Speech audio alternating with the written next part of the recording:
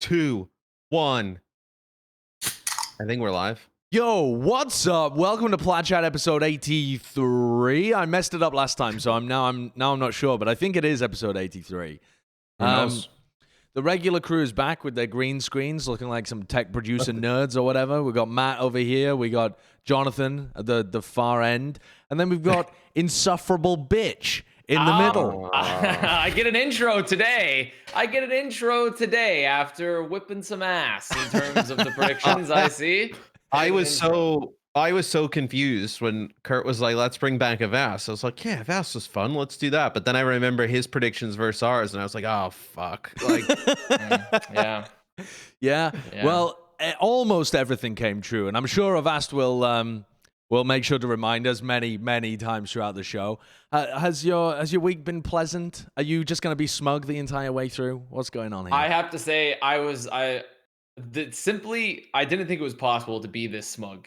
Honestly, legitimately, I didn't think one human being could contain this much smugness. Like, there was a point when I was watching the games, and everything that I said was going to happen started happening, and I was like, wow, like, I felt good at first, but it's kind of like diminishing returns of smugness. Like, I just stopped. Yeah. I just can't feel any happier past a certain point. In fact, at any point I start feeling, it's almost like being an immortal being where, like, the life's pleasures start to just like grow weary. It starts to feel weird that you're so happy. Yeah, that's the thing. So I started to just started to taste a little bitter, but then at the same time, then I realized, wait a minute, I was right. So then I felt good. So yeah, it was good.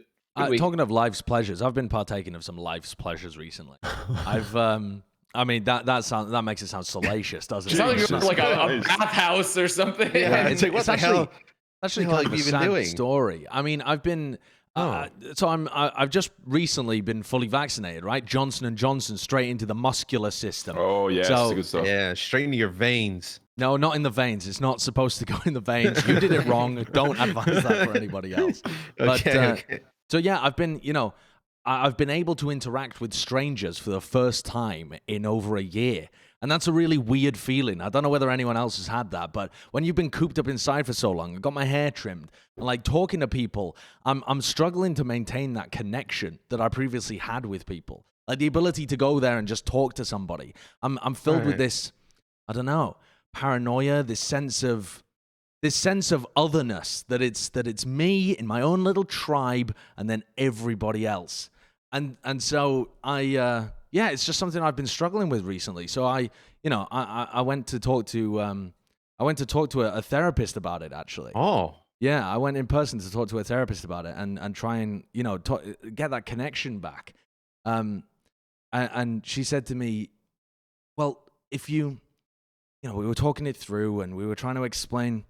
I was trying to explain the symptoms and what's been happening and this is very personal. Resolve it. It is quite personal, but I feel like it's important to share. And she said, well, deep down in your heart, who are the people that you really trust? And don't worry, I didn't say any of you lot. I didn't say. I didn't expect that. Yeah, I didn't expect that. But she said, deep in your soul, who is it that you trust the most? And I said, T-Mobile is the one that I can trust. That's who I can trust. T-Mobile is the one to trust. T-Mobile wants to be the best in the world at connecting people to their world. And with so much of our lives these days happening through a wireless connection, nothing but the best will do. We rely on wireless to do almost everything in life. Almost everything. From big deals to everyday connections. So if you can't rely on your network, it can have big consequences. Big. That's why you can't just trust this stuff to anyone. T-Mobile is the largest and fastest 5G network in America. With coverage and speed like this, why wouldn't you go with the best around? And what did your therapist say? Well, she thought that was very weird, actually, that I had such an interesting parasocial relationship with the company. And she told me that was extremely severe and to get it looked at. But I haven't, because T-Mobile is the one that I trust. I wasn't. Honestly, I didn't know that sponsor activation was happening. I knew beforehand. I knew there was something about T-Mobile. I was like, okay. And then the story started. I was like, wow, like we're getting a little real here on the show pretty early. Like, I was like, just because I was writing predictions 1 week, Josh, I mean, it doesn't mean you have to have a breakdown. Like, it's okay. You have to go see a therapist about it. Yeah, I mean, hey, it's healthy. If you're having those kind of issues, then go seek, professional help. But otherwise, If you for all have people T-Mobile that are- 5G, you're good. Exactly. If you're having wireless issues, then try out T-Mobile. And that's our announcement that we're going to continue to be presented by T-Mobile for the rest of 2021. A lot of fun stuff we got planned. Yeah, we've got a lot of fun stuff planned. We don't have items on the set right now, but we will. It will look more magenta-y by the end of this. T-Mobile. Yeah. We're gonna dress Josh up as a phone. No. Make him I don't a think we've rotary ever phone. I don't think Do we've a ever rotary discussed phone, that. like not even a cell phone. It would be like one pretty of the funny old though. ones. It would be pretty funny though to dress you up. You just as have a to kind phone of for an scrape episode. my body in order to get Yeah. to the number. That'd be extremely uncomfortable. All right, we've got Overwatch to talk about. So what the heck are we going on about here? Oh, yeah, Overwatch League began. That was kind of cool, wasn't it? Wow, Yeah. it's all right. It's all right. You know, God, just a 6-month off season. I miss Overwatch League so much. Like as soon as we started to watch the games, like it's been fun to sit here and just bullshit about Overwatch for what feels like forever. We ran a graphic that was like 188 days in between the start. Oh, yeah. Long time. And it made me realize how long it was. And God, I missed it so much. I think it also aided by the fact that the games this weekend, like legitimately all of them were good. Like all of them were interesting. Yep, most of them. Most of them were interesting. Most of them. I mean, it was a look, good opening week. It was a good opening week. It was a very good opening week. There are very some good teams that we thought they were something and they were something. You know, we had those expectations. Well, some of us thought more than others. I mean, some of us thought more than others. All right, I'm going to start with the team, though, that I don't... So there's been this whole narrative about scrimbucks and stuff that I'm sure we're going to get into because smug little insufferable bitch is over there who's just waiting to say something. But there was one team that had scrimbucks surrounding them that paid off even more than their scrimbucks, and for some reason the narrative has not gone in that path. You know, it's like scrimbucks are garbage. Oh, apart from Houston Outlaws, because they actually had all the scrimbucks and then cashed them in and then even went even further. So that is kind of the massive exception to the rule. And they started out with a serious win on their opening day alongside the Gladiators. The Gladiators? Right? Yeah. Right? Wait, let me make sure. Let me make sure on that. The Shock. No. Shock. The Shock. No, they just beat. They just. Yeah, they the just Shock beat beat Shock. the You're talking about Gladiators. Shock. Don't worry about it, no. no. Johnny Listen, didn't even beat know. Fuel. I put it there. There's been a lot of Johnny Overwatch.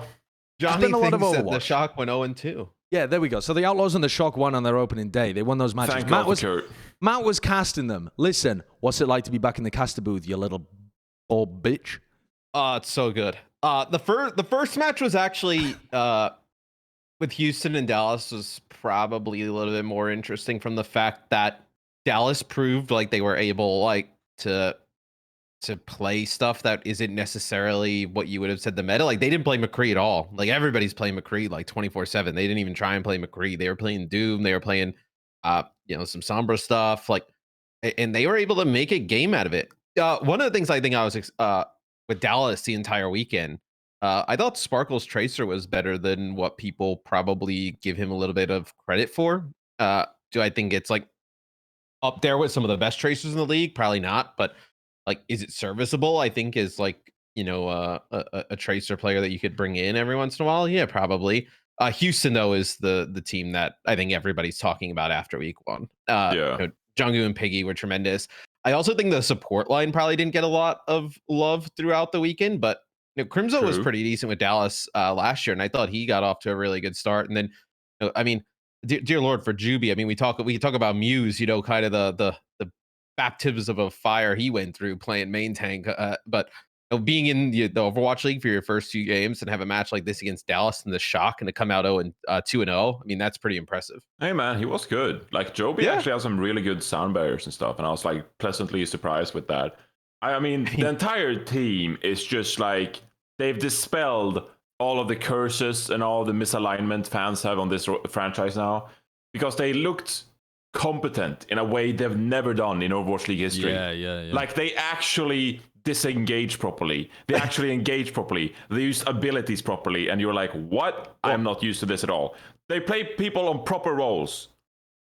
Apart from Jake, I suppose. But for the most part, this looked like an Outlaws roster that is like so much more fun to watch. It looks so much better than any iteration of their roster ever. I'm also happy we I'm happy we have Happy in NA now. Like people probably didn't see too much of him playing with Guangzhou like in the middle of the night in APAC. I mean this guy's aim is unreal. He's better too. He's improved so much as well. Dude, like yeah. I think he's always been like I think he's just always been in been the in that APAC region, and that's why he looks better now. Like it's NA is still definitely, I would say, across the board. It's like when you bring in the lower half and the upper half, on average, it's like a lower overall rating than APAC. I think he was just dealing with a lot tougher teams, but and also probably worse synergy in APAC. I don't think he was ever I don't think Charge last year was ever at peak synergy. So he definitely looks like Houston is actually just like on the same page for once in what is this now? 4 years of franchise. Yeah. This Houston Outlaws team turned me into a believer across week one. I mean, the thing is, with some teams, you really you're impressed by what you've seen, but you still have a lot of questions. And don't get me wrong, the Houston Outlaws could still have a very mediocre season after peaking early on, but they're not going to be trash. You can just tell immediately that this team, even at their worst moments, could not be as trash as we were thinking was possible. I just don't believe it anymore, because when you see the quality of what they've been able to put together, they'd have to unlearn so much shit. It's like the guys from Men in Black would have to come and just mind wipe them for them to go back to back to kind of like our fears at the beginning of the season. I think that the other thing that really gave me confidence as well was just seeing Django and Piggy on such a range of roles. I wasn't expecting the meta to be this open. I thought that we would see I thought we would see Rush. I thought we'd see Ryan and Zarya or Ryan Diva, and then I thought we would also see some double bubble. But that was the extent of it. That's all I thought we would see. Instead, we've seen Django on ball. We've seen Piggy on Zarya with the ball. We've seen them play the Winston Diva, the Winston Zarya. We've seen them play Ryan Diva, Ryan Zarya. Almost, we saw them play double shield as well, which I didn't think was going to be that viable. We've essentially seen them go through the gauntlet against really good teams on most team comp archetypes you could think of that a tank line would run, and they've looked very competent on all of them. So that really just... There was a big unknown for me hanging above Django and Piggy. I knew they were good at some shit. Are they at the same level on other stuff? I think the answer's pretty much yeah. These guys look, they look better at some things than others, but they're still going to be average to top level on most stuff, it seems. Yeah, for sure. The current balance is really nice for the current patch that we're playing on, and for this, until we make we get to shift, we start getting to hero bans. I think that this is a really, really good balance patch for starting Overwatch League on. It is really nice to see. There were multiple matches throughout both regions where both teams, there were 12 different heroes on the field, multiple matches. And it was really, really nice to finally see some real diversity in the cast. Because we've always been plagued historically by just mirror matchups constantly. And it is week one, first week, right? So I don't think we should go crazy. Did you see the stats about this, Avast, actually? All heroes were played in week one. I was going to say that. Yeah. And last year, though, talking about week one syndrome, last year, I think all heroes were played apart from Soldier 76 or something. There was one hero that wasn't played last year. So week one does tend to be much more volatile in terms of the meta. People haven't figured out exactly what they want to play on all maps and that kind of stuff. Or the top teams haven't played each other enough in serious environments to be able to figure out that one comp is just better, perhaps. But it does feel super open. Well, I think, it just feels like teams have, instead of just kind of gone with the let's just play Rush 24/7, opted for certain compositions or certain tank lines just work out better on certain maps and points and game modes, where in the past it's really just kind of coalesced around let's just play this. But you don't know how long it lasts, like you mentioned. But I think this week as well, it showed that you can get away with playing many different compositions. It's not like teams are forced to play one way because they suck at playing Rush or whatever. You can win an actual matchup playing Double Bubble, or you can win an actual matchup playing Reinhardt. I think when it comes to, seeing how versatile a meta really is, I think there are certain control maps where you'll actually see teams flex between 3 different compositions in 3 different rounds. And that's, to me, the definition of when you have a good balanced meta, when you're forced to play different compositions on different rounds. And instead of just playing goats on every stage of Oasis or something. Like that's when you're really in the shitter. But when you come to maps like Busan, like we saw Reinhardt compositions on is it Control Center? Oh my god, I'm blanking. Then you have like Gardens, where you play like Mecha Base, and then Garden you can play like Widowmaker, Wrecking Ball, Winston compositions. So like that's when you have a good meta, and I think this week showed that like you can really pop off on any type of composition. It's a great meta. We saw teams like Toronto Defiant do great work on double bubble compositions, Florida Mayhem of course with OG, and then you also have these Reinhardt teams that excel playing the Reinhardt style and get away with it and win. Now some of it is also map dependent, and I think predicting future matches, if you have an idea what the map pool is going to be, you have a big advantage because I think it's actually quite straightforward. But overall, it's a really good meta so far, and everything is pretty workable. The Outlaws have set themselves up, though, potentially to have like a 4-0 stage, right? They play Paris and London this week coming up. Absolutely. Which then would also give them, week 3 off, right?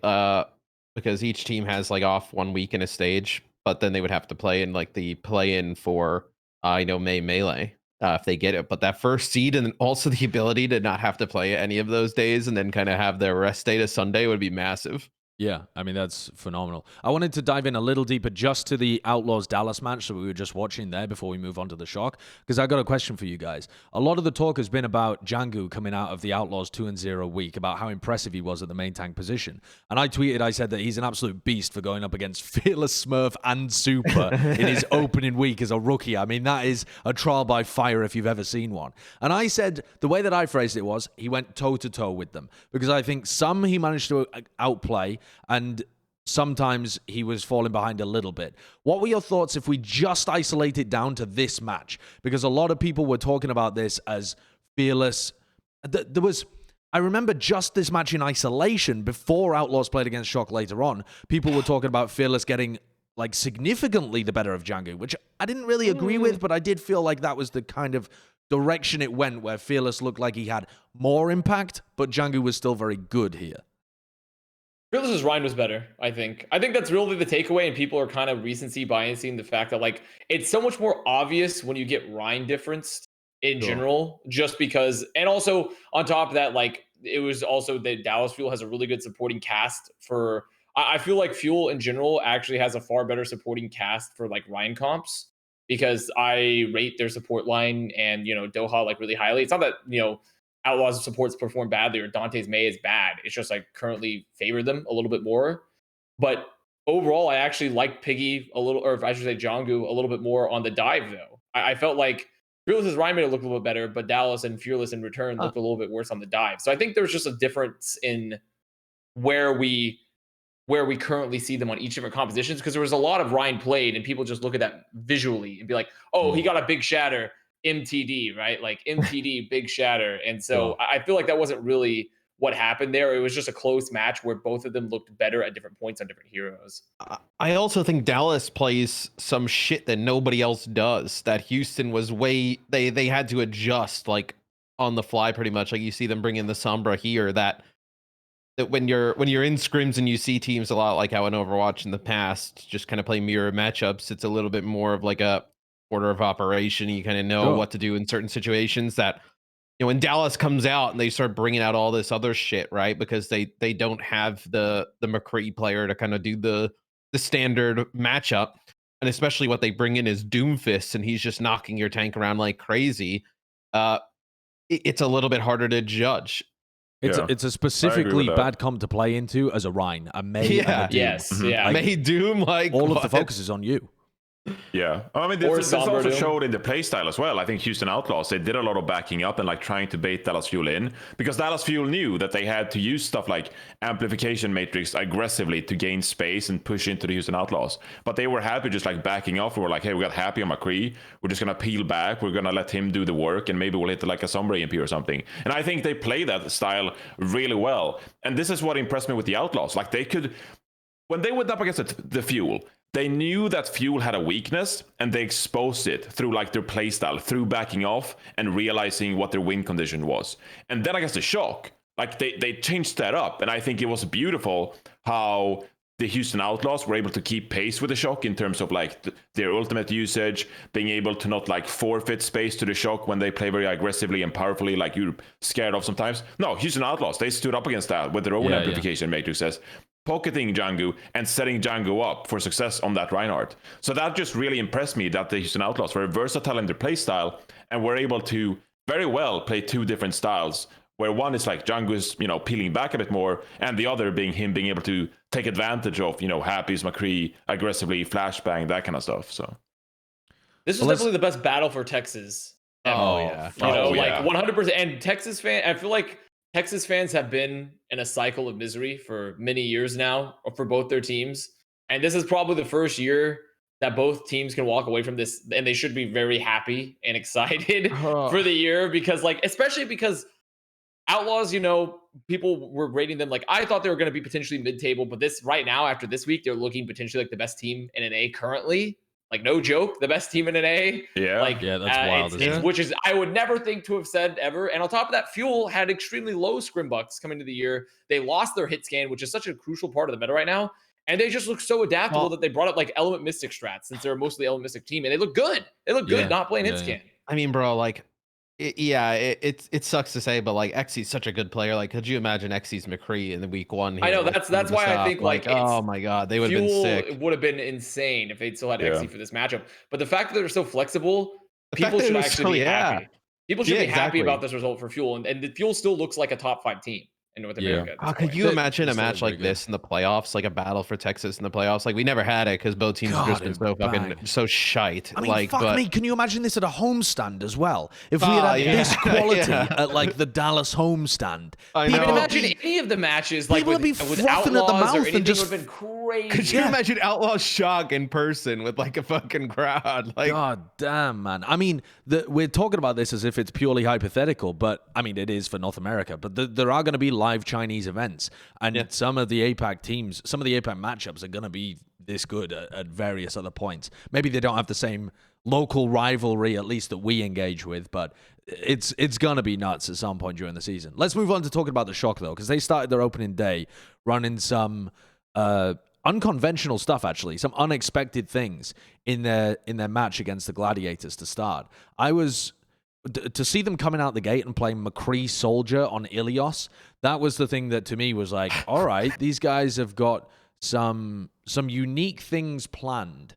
What were your big takeaways from their relatively close win against the Gladiators? It was relatively close. I think that's what people probably, I think they don't realize. I think a lot of it kind of gets sucked up in like, oh my god, Violet played McCree, like that was sick, but like the series was actually like really close. I would have liked to see the Gladiators play Birdring a bit more. I know they were kind of subbing him in and out with Mirror. I think Birdring on like the hit scan, Birdring and Kevster, I think is like the DPS duo I think everybody's excited about for that team. The Shock, though, I mean, they started off like how you expected them to. I think they may have gotten a little bit like too cute with all their substitutions, like a little bit later, when we went to Houston and saw all of that. But I think they have a larger roster this year trying to figure it out. The one thing you notice right away is how aggressive FD God is compared to Moth. In terms of like last year to this year. Didn't hurt them in this series. It hurt them in the Houston one, though. Yeah, the way that I would phrase it as well is Moth is still aggressive when he needs to be. FD God is aggressive all the time. And that, I think, is something that they're going to have to work on, actually, because FD God, in his constant quest for value on Lucio, is sometimes not finding those right timings to go and pressure the right person. Whereas what made Moth so fantastic is that whenever there's a Widow that no one else can get to, he's the one that's like skirting up the walls, pressuring the Widowmaker when, like, almost before the Widow is even a threat. He's anticipating it. And, he's kind of surveying the battlefield until a threat emerges, and then he'll go and locate it. Whereas FD God is constantly active, and that does have its advantages for sure. I think in this opening map when they played against the Gladiators, he got something like 6 environmentals or something. It was fucking bonkers. But it's just such a different style for Shock to deal with. But yeah, it didn't really hurt them in this match. In this one, it was just interesting to see Moth and FD God both playing in the same game. You could visually see how they were playing differently. Unreal. Yeah, I think this was also I think this also showed Shock's competence a little bit, because they came out on map 1 and I feel like they really respected the Gladiators like double bubble composition on Ilios and decided, hey, we're gonna play Rhine instead, and like we're gonna rely on our Reiner compositions to like expose the Gladiators dives, and we play the double hit scan composition, and we can like have like a multi-pronged kind of angle and try to beat the Gladiators. But then as we move over to Eichenwalde, and Shock just gets to play the Reiner comp and just manhandle the Gladiators and just beat them straight up in this one, I think that really shows Shock's strength currently in scrims and like what they're best at when it comes to these compositions. But then they also realize they're the Gladiators. Like, this is a really good opponent, and we don't feel competent playing straight up double bubble. That might be a hot take. I don't know if you agree with that, if you think that Shock is a really good double bubble team, but it showed to me that Shock would prefer to just play more Reinhardt against some of these better teams. I actually, I not only do I agree with your take, I feel like we were watching different matches when someone said this match was close. Because I don't think this match was that close, in my personal opinion. They kind of got rolled on both Hanamura and also on Gibraltar. Yeah. Like, they got dominated on both those maps. Like, I think Ilios was relatively close. I think Eichenwalde was okay, but I think they got rolled on 2 maps of this series. And like, personally, but I do agree with the double bubble, but I don't know if that's because of like the crusty crack pipe hitting different again this season early on. Gladiators were boomed the entire weekend. Yeah, like, yeah. When I don't came think in on DPS, they were boomed. I think they were not comfortable on Rhine either. And I don't think it was only because of Muse. Like, I don't think Muse's Rhine was like great, but I don't think it was because of Muse. I think Kepser's May was subpar during this performance. I also felt like the way that Space was playing was like not nearly giving enough value to his team. When you see so much value given to the off tank right now, like, it's not that Space, like, I feel like people are afraid to talk about it because Space is such a popular player and he's always been traditionally so good, but he did not look like the Space we've seen from previous seasons this weekend at all. He just didn't. He didn't look that good. Well, but I don't think that's because Space, it doesn't have the potential to be really good in top tier in the future. It's just this weekend he did not look that good. Let's dig into the Gladiators aspect of this more then, because the Shock we're going to talk about later when they play against the Outlaws, but the Gladiators had this is just scrimbucks all out the wazoo. People rating them number 1. People. It's not just scrimbucks though. They're the roster on paper. Yeah. Their roster on paper is good, but their roster on paper isn't enough for people to put them in the number 1 position in the preseason power rankings. I don't think. What fed into that was this idea that they are actually the best in scrims right now too, and whereas that seemed to be very valid for teams like Houston.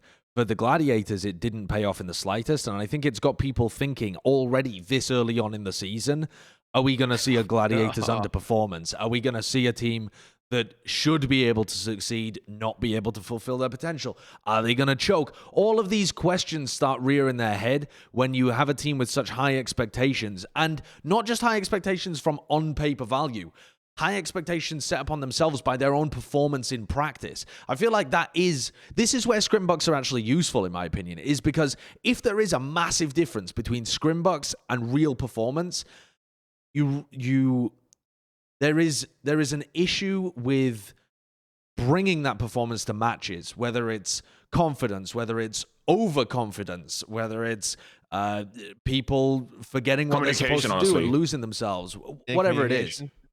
I mean, also, you could take into account that like everyone approaches scrims differently. Like, was Gladiators dominating a bunch of teams that were just starting scrimming? Were these teams, were they taking the same objectives as Gladiators? Were Gladiators trying to win every scrim while every other team they played was trying to improve?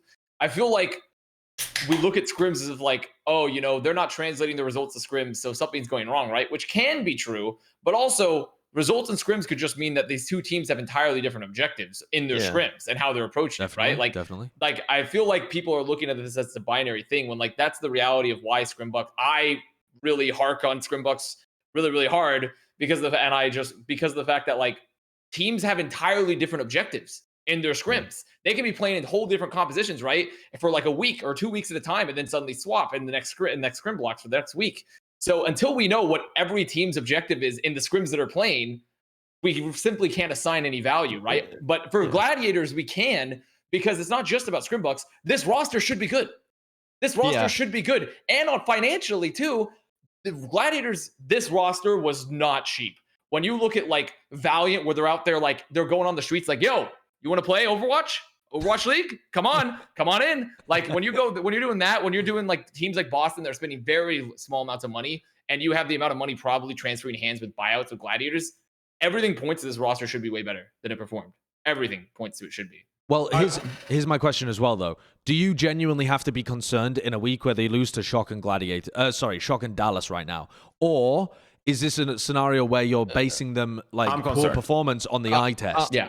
If they would have beaten Dallas, I probably wouldn't be as concerned. But losing to Dallas, especially when you know that Dallas can't play like McCree, they can't play any of that stuff, and they're still trying to like, do what they can do with the Doomfist and whatnot. Even with XE, you may have even said you like the Gladiators roster better. Houston lost to Dallas, though. Oh, sorry. Houston almost lost to Dallas. Let me add the correct word in there to make that a true sentence. But Houston looks like the best team in an A, right? So, like, currently, in my opinion. That's my point, is that the currently looking at, like, on paper, or not on paper, but, like, via the eye test and via record, best team in NA was essentially one team fight away from losing to Dallas if they had got full held on Havana this week, by that double shield comp. And then at that point, we're talking about, we were talking about things very differently here, where Gladiators have lost to two extremely good teams. It was the way the Gladiators lost, though. Yeah. This was not a composed, disciplined team. This, to me, looked like the Los Angeles Gladiators of the past couple of seasons. Like, they play very aggressively. This is a volatile team. And I can imagine that it's very difficult to play against the Gladiators in scrims, because when you go into a scrim and try to practice, and Gladiators, they just like leap at you, and they try to bring these like individually skilled plays. I don't want to say that it's ranked, but it's very much driven in the, like, every player on the team can pop off and contribute. When you look at some of the other Overwatch League teams, they play like composed, like the Houston Outlaws. They play around a strategy. They're way more coordinated. Gladiators, to me, still feels like a team that is driven by pushing the tempo and then just having individual pieces pop off. And I said this early on in our Power Rankings episode when we did the entire league. When I said that I had doubts about the Gladiators, it was because they're bringing so many new pieces in. Like, they have a new main tank. It's going to take some time to adjust playing with space from Muse, that is. Kevster is still playing from Sweden. He has high ping. Yes. So yeah, his May probably suffered because he has to place May walls on like 150 ping. He has to throw out blizzards and gets flashbanged like on 150 ping. And then you have a new backline. They played both Skewed and Shu. Like, we didn't even know what to think about Skewed going into the league. He's just like an anomaly. And then Moth is trying to adjust playing with Shu as well. So there's so much stuff for this Gladiators roster to figure out. And I do think that they're going to be really good in the end if they figure out a proper identity for this team. If they have like, a play style realization. This is the team we're trying to be. But for now, it feels very much like a scrim kind of individually based team. And they need to figure that out. And I think they'll be good. But for right now, this is everything I warned about in our Power Rankings episode. Like, they're just like all over the place. And they have two like trap-ish games coming up this week. They play London. It'll be London's, I think, first game of the season. Or is it their... they play London on Friday. So that'll be London's first game of the season. You expect London to be pretty strong with like rush style compositions and see how they fare with that. I'm really interested in Gladiators Boston. Yes. I think that'll be a... They have historically lost to Boston a lot in the past. Right. I know that doesn't really mean much because it's a different team, but the franchises have not matched up favorably for Gladiators. Boston is going to play a very organized style of game, like you say the Outlaws play. That's kind of just traditionally how Boston has always played. And their roster is upgraded this year, right? You think their roster is a bit better. That could be I a think very... upgrades is an understatement, right? Upgrade would be like, I get a bionic hand. That I was about to say they couldn't. Boston. I was about to say they couldn't downgrade, but maybe they could have. It's gonna be... I think that series will be really telling of like where the Gladiators are at. Has anyone... I think Boston's pretty solid. Has anyone taken a look at how many maps Moth has won so far? Jake has won more maps than Moth. Jake's won more maps on support, more map on support than Moth this season. Yeah. But I don't think that's anything to do with Moth. Well, actually, I don't think Moth. Well, actually, no. Yeah, I don't think Moth has won a map still, because the only maps Gladiators won versus Shock. Also, speaking of the Soldier 76 was when Shock played Soldier. So it's like there are some weird stats already coming up. But I am actually worried with this team. When Moth comes in, though, when Moth comes in, they're going to be playing more of the Reinhardt stuff, right? That's the reason he's in. He's in to play Lucio. He's in to do that. If they want to play the double backline with the Anna Brig, they're going to play Shu and Skewed. So does this stat, more so than being an indictment of Moth, is more of an indictment of their rush style, isn't it? Yeah. I mean, also, I think I also am not a fan. It's not that I think it has nothing to do with Skewed. Like, Skewed looked pretty good on Brigitte. Like, Skewed looked perfectly fine, servable on Brigitte, nothing wrong. I'm not a huge fan of this rotating backline for Gladiators simply because what was the point of picking up Moth when half of his value as a player is how vocal he is and how good of a leader he is? And you're going to rotate him out like for half the comps you play, right? Like, and how, like, I'm always way bigger a fan in general of keeping the same backline. It's one of those things where like tank lines and backlines, where I prefer to always have the same players in general. DPS, rotate them as you want, you know? But I always prefer to have the same backlines and front lines. But especially for Moth, for this team, why, like, Moth, amazing mechanics, definitely very strong player. Like, he's top in his role, but a lot of his value is because of his calls and how strong he is as a leader and able to push his team. Why are they rotating him out half the time? You know, like, I feel like they're taking a huge piece and they're essentially only using half of it. You know, like, it's very interesting to me that this is what Gladiator style is. And I'm sure Skewed looked great on Brigitte. Like, he didn't look bad. It's just, it seems to me it's going to it's really lowering some of the value of picking up Moth. I would love to have like insight as to what their like strategic decisions were, compositional choices were in some of these matchups. I'm sure there's like a reason to it, and I always prefer to give coaches and players who select compositions like the benefit of the doubt. Like, sometimes you have a plan, it doesn't work out, it looks terrible, but like there was a good reason why you picked a certain composition. But like, for example, going forward to Gladiators playing as Dallas Fuel, like, why did they play Wrecking Ball on Blizzard World? Like, I'd love to know that, because personally, I wouldn't have thought that was their best option to win. And it just felt like many times throughout the weekend, Gladiators decided to sub in Skewed or sub out Moth at moments where I didn't quite understand. And there's probably a reason to it, but it felt a bit all over the place, and hard for the players to like find some kind of consistency with it. But the best teams have always been able, Johnny, to make those adjustments compositionally, like during the match. Like, you look at, but it felt overdone. Like, I think probably to Avast's point, I think probably just too many moving parts in the roster. Between, I think they put Mirror on the off tank at one point to sub out Space, and then you have the supports moving around, and it's, especially with a new main tank, having that many moving parts can't be the best thing to kind of work him into the roster. I feel like a rotating backline would be feasible, but I really hate rotating tank lines. Like, I'm not as strict as Avast, where he wants 4 players in all the time, but like making swaps with your tank line, especially rotating Mirror into that position, it dilutes Mirror's role on the team. It dilutes Space's role on the team. It's not like there's a shit ton of off tanks and it's impossible to practice them all. We're not talking about a DPS player here that has an enormous responsibility with learning so many heroes. The off tanks are very different from one another, and that makes it hard for somebody to be excellent at all of them. But the current crop of off tanks in the league is not the same as our 2018 off tanks who are just Diva 1 tricks. That is not the same situation that we currently have. Everybody that's currently in the league, or at least almost everybody, is competent at the full amount of off tanks, or at least most of them. That doesn't seem to be something that you should be accounting for throughout your season. Like, going in day one of your season, I don't agree that the plan should be Space doesn't have to learn Zarya. That's Mirror's role. That, to me, does not. But they played Space on Zarya in map number 1. Yeah, as part of like a rotation with the control map, right? Yeah. Yeah, but they're trying to be like, but then for maps where they're only going to play Zarya, they have Mirror in, because that's just, I don't like people it. think that Mirror Zarya is his best hero. People do legitimately believe that Zarya is his best hero. So that's fine, but I don't think that that's a good way of running a team. Like, it's especially with synergy with a new tank, somebody like tough, new coming in. Yeah, I feel like you need to work on the fundamentals here, but again, like I don't know. I feel bad because I don't know better than the Gladiators. Like, they scrim. They've had like 188 days to figure this out.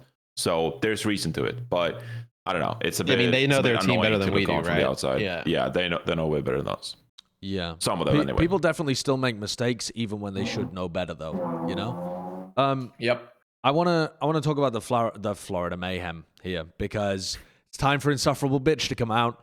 The scrimbucks right. tomfoolery, chuck it out the window. We're talking about a really interesting match here between Florida and Atlanta to open things up, but then we can go on to the next Florida game too. This game was real interesting because coming into it, I'd been talking to some of the coaches and stuff that had been scrimming against these teams, and they'd essentially told me, like, Florida's excellent at dive, Atlanta's excellent at rush, it's going to come down to the map pool. And that was true to a broad extent, but it didn't tell the entire story, because the deeper we got into the series, the more Florida decided to just turn the maps and kind of impose their will upon them instead of letting, oh yeah, this is just a rush map, can't do anything, we just give it up. So first of all, smugness, let it begin. So first, I'm going to say this also wasn't the first match that scrimbucks turned their head, by the way. Fuel turned scrimbucks on their head too in their match. Like with their matches, like Fuel looked way better than what people were saying they were doing in scrims. So this wasn't the first instance, but this is the most public. And this is when my smugness reached peak levels. And I'm once again going to give the statement that the reason we can't trust scrims is not because of just who's playing good, who's playing bad. It's because we literally do not know the objective of the teams playing in scrims and how the results turn out, right? We don't know what they're hoping to achieve. We don't know the comps they're running. We don't know anything of like what's going on. Like someone could just be having a real shit day. Maybe one of the players ate too many spicy noodles that day and they're fucking shitting themselves the whole scrim. Like we literally don't know what's happening in scrims. So when people, like I had you're not supposed to get mad at Twitter. And I generally don't get mad at Twitter. I've gotten past it. But someone retweeted me once when I reached peak smug levels after the first Atlanta loss for Florida. And it's like, imagine this brain dead take. You don't want more data in the Overwatch League? You're rejecting data? I'm like, it's not rejecting data. Do I give a shit how many hairs Johnny has on his leg? That's more data for the Overwatch League, but it doesn't matter. It literally doesn't matter because I can't interpret that in any way. What does Johnny's hairs how many hairs on his leg have to do with how well the teams are going to do in the matches? The answer is zero. The answer is zero. And that's what the whole point of scrimbucks, why I don't like talking about them, because we do not know what is happening in the scrims or what the objectives of the teams are. Okay, scrimbucks rant over.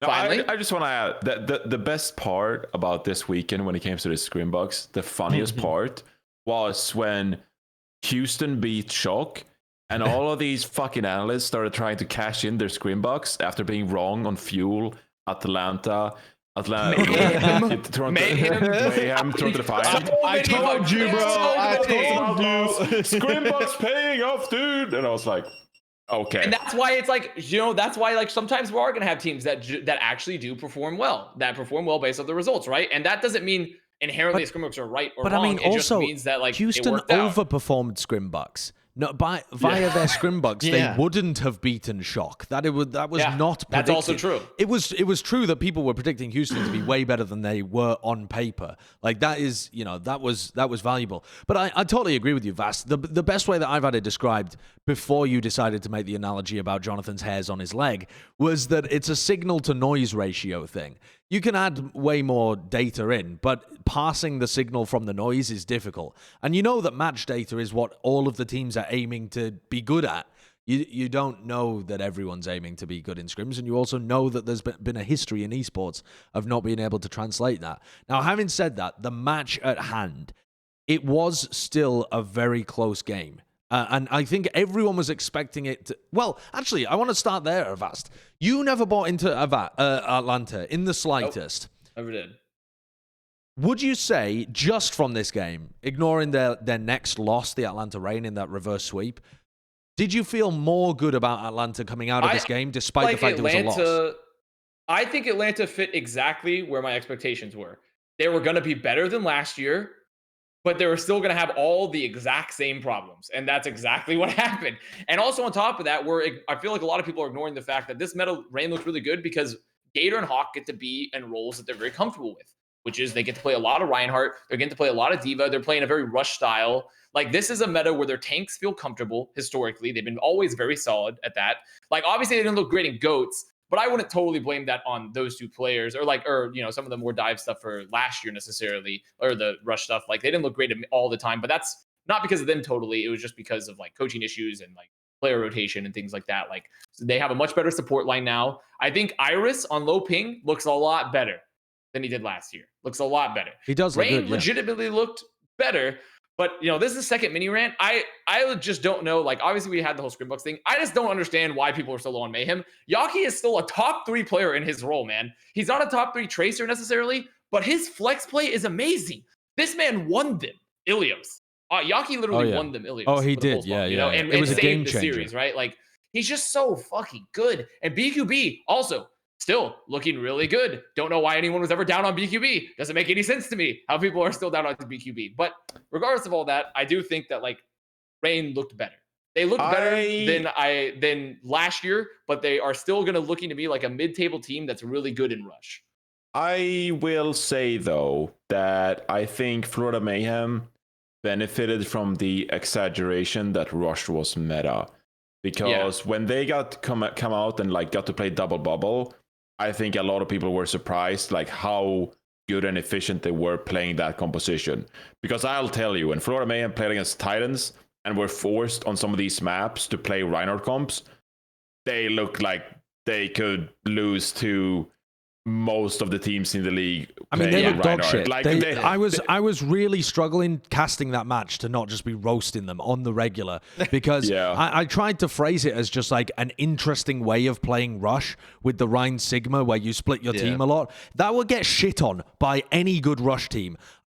I'm sorry, but I just feel like it completely would. I know, and that's agreed. I agree. Mayhem actually currently doesn't look as good as I rated them preseason. They look better than teams were rating them, but they don't, or people are rating them overall, but they actually do look pretty weak on Rush. I think that these two teams were direct opposites to me. Like Atlanta look really solid in the Rush comps. I feel like they love playing them. They force it a little too much, and that's probably going to be their downfall because it's not viable on over 50% of maps in the pool. At least it doesn't feel like it from the outside in. You need to be good at the other comps too. And I feel like they're looking pretty decent on other things. I actually would go further with Atlanta than you, Avast, as well, and say that I think that they look like they have an overall team improvement, not just player improvement or comfort roles, but even when they're playing the double bubble stuff. Last year's Atlanta felt to me just like the kids who didn't give a fuck who were shitting on the nerds. Like, and maybe that was influenced by Baby Bay's personality a little, but they just love clowning on bad teams. By the way, Baby Bay is a lovely fella. Oh no, he really is. He really is. But but like the he's the cool guy who hangs out with the nerds. He is. But that's how awesome he is. Last year, to me, Atlanta were just getting by just by virtue of their individual ability. There was barely any teamwork involved in what they were doing. They were just skilling it, and they could beat the bad teams because they were just better players, but they couldn't beat any good teams. They didn't have a hope. This team, to me, looks like it's made some fundamental improvements in terms of the synergy. They're so coordinated in the way that they play Rush, which is a lot better than they were last season whenever they played this style. And their double bubble looks like it has some potential. Like, they understand how the comp works. I think they're suffering at the moment because they don't have that dedicated tracer player. I know that people love to talk about how good Edison is and Pelican is, but those guys aren't... They're not tracer specialists in the same way that someone like Yaki is a tracer specialist. They're just not. They're not... Edison's been the closest that we've seen, but they've still had to run Pelican on the tracer at times. And when they play this comp, it feels like they don't have that synergy with someone in the front line and Gator that's able to execute these clinical dives. The tank play looks decent. The support play looks decent. For me, I was confused as to why I was underwhelmed by the Atlanta DPS, despite that being on paper the best part of their roster. Really? You were underwhelmed by Pelicans? Were you underwhelmed by Pelicans? I was underwhelmed by Pelican's tracer, absolutely. Did you think Pelican played a good I'll tracer? Take his tracer, but the rest of his stuff I thought was the rest of his stuff is sublime, like the echo and shit. It's all fantastic. But when tracer is such a foundational part of what makes these comps work, I think it's going to be a bit of a low-key stumbling block for the Atlanta Reign unless one of their players, I would love to see even, Edison is just your tracer specialist. Hardcore specialize in tracer, motherfucker. Leave the long-range hit scan to Kai. He's better than you. He's better at it than you. Leave leave the flex DPS stuff to Pelican. He's better at it than you. You have a wealth of DPS on this team, which means that your guy that's kind of stuck in the middle here appears to be Edison. Have him be the Tracer specialist and try and get him to as good as he can possibly be. I think Isn't that what they did in the they're second getting there. series? But not with Edison on the Tracer. They put Pelican on the Tracer. They played Kai a lot. Yeah, they in played their Kai. second series, They so we played can- Kai Pelican when they wanted to play Ash Tracer, and that to me is the wrong way of going about things. Like maybe it gives you the flexibility to play Ash Echo if you want to play it, but I mean, you Tracer's don't too want to valuable. ever be playing Ash Echo for the most part, because also that was something else, the general trend. Teams in A didn't want to play Mercy. Don't know why they want to play Mercy. Don't want to play Mercy at all with the Echo. I think the Mercy is really good for the Echo because she's just, without Mercy, she's just slightly better Pharah. You know, so like I don't know why teams don't want to play Mercy, but yeah, I agree. I'm looking back at some of these maps. Do you think they played Pelican instead of Edison because they wanted Pelican to play like Mei on some of these points? Maybe, I mean, I think maybe that's what it is. just having Pelican in general allows you to be more flexible than Edison. Like the reality is, you need to have a flex DPS player in currently right now for the meta. You have to have a flex DPS player in. You do. Like you need to have someone in at all times. Pelican is their flex DPS, and the reality is like they would rather play Pelican on the Tracer and have him flex than put Edison in and get stuck with you have to play double hit scan or Tracer hit scan now. And I think that's currently the problem with the Reign is the fact they don't have someone that can play, like you said, Josh, Tracer at like the top level, it seems currently, because you sort of have to have a player that can flex the Tracer and be good at it. Yeah. Because you need to have like someone that plays hit scan or someone that has flex DPS, and one of those two players have to be able to play Tracer. Or listen, accept the fact that you don't have a top tier Tracer that's possibly in, and craft strategies around that. Yeah, that's viable as well. I mean, you can try and do that if you want to do that. It is viable. I do think Tracer into is kind of fundamental to the meta still. I still think Tracer It's having a crazy. Tracer She player always still is. fundamental. Yeah. Yeah. Before we leave this topic, can I pressure Avast a little bit? Do you think Florida Mayhem is outright better than Atlanta Reign, or can I get away with saying that Florida Mayhem got lucky with the map pool between the two? No, I think Mayhem are a better team. I think maybe you don't right think so? now you could argue. I think you could make the argument currently the map pool played a hand because of the meta. But as the season goes on, until I see some major improvements from the Reign, I don't think there's any evidence to suggest that Reign will ever long term be a better team than Mayhem. I'm I gonna- think just don't think Atlanta they will. Reign could have done better in this series, but they had to play Like I'll give you Ilios, that. I'll give They you had to that. play Gibraltar, and then they played Hanamura. Hanamura, though, I will say, this hold by Florida Mayhem here with Yeah. Double Bubble was insane. It was really Yeah. good. I do feel like Atlanta Reign But was that's the screwed a problem with little it. But that's still like we're looking at a very short term answer, right? And like I view like a lot of my views for like long term sort of the early season predictions, and like I just Yeah. Reign, if they're gonna run into problems where like, oh, the map pool's the issue here, right? Was like, well, I mean, that's just not gonna hold up in the court of let's get top 5 in Overwatch League, you know? Like you need to like have good map pools and be flexible and be like, and Mayhem has all of those strengths, and Yeah, Reign and- right now for me doesn't. This is why I said on power rankings that Atlanta Reign was way too high, because when they can't play Rush, they're going to go down. It's going to happen like throughout the season. They're going to go down the standings. People didn't listen. Well, whoa. People didn't listen. I just had People to throw didn't you guys under listen. a bus of it. Listen. The Atlanta, the fact. Listen here. The fact that Plat Chat has become the place of the Atlanta, what's it called? Like excuse Overhype. machine Yeah. is a tragedy, because the main culprit for bigging up Atlanta was fucking Custer. He was in here so convinced that Atlanta was going to be the best, and then he's just skedaddled off, and he's left us with the baggage of having I feel to like that's a explain it. consistent problem is that Custa hits you guys with a Papige take and you guys are sitting there like paying for it forever. Like, where is someone bring me Scott so we can Yeah. But here's I'm gonna double down on it though. I'm gonna still continue to represent Atlanta here. I even with a Norton 2 week, I still feel pretty decent about the Atlanta Reign, because what is decent for you? Decent as in like they're Gatekeeper. top of an A or like gatekeeper team? well, I didn't think they were going to be top of NA for starters. Like putting them in your tier 1 of NA, I thought was ridiculous. There's still a tier 2. There's still a big tier gap between the teams that we had as potentially winning and the teams that were underneath that. But that's fair. We did have them power ranked as like the best team in tier 2. So I don't think that they're going to be the best team in tier 2. I do think that they're still going to be very firmly in that tier 2 position. And I think they're going to be able to steal wins against some of the top teams when they're on an off day. Like if Atlanta played against Gladiators right now, I'd be still considering taking Atlanta in that prediction. Yeah, and if I can totally agree with that. and if Atlanta were playing against Dallas, for example, as well, I could be convinced to take Atlanta there too, depending on what the map pool looked like, whether I thought Atlanta had adequately prepared against the Dallas Fuel's weird comps that they're running, that kind of shit. Like, to me, when I'm looking at Atlanta, I even maybe feel better about them in the short term than Florida, despite the fact that they fucking lost to them. The reason being that I am so down on Florida's rush comp right now, despite the fact that their double bubble looks really strong. To me, that is a concern that they need to fix, and that part of their game is more concerning than Atlanta's double bubble.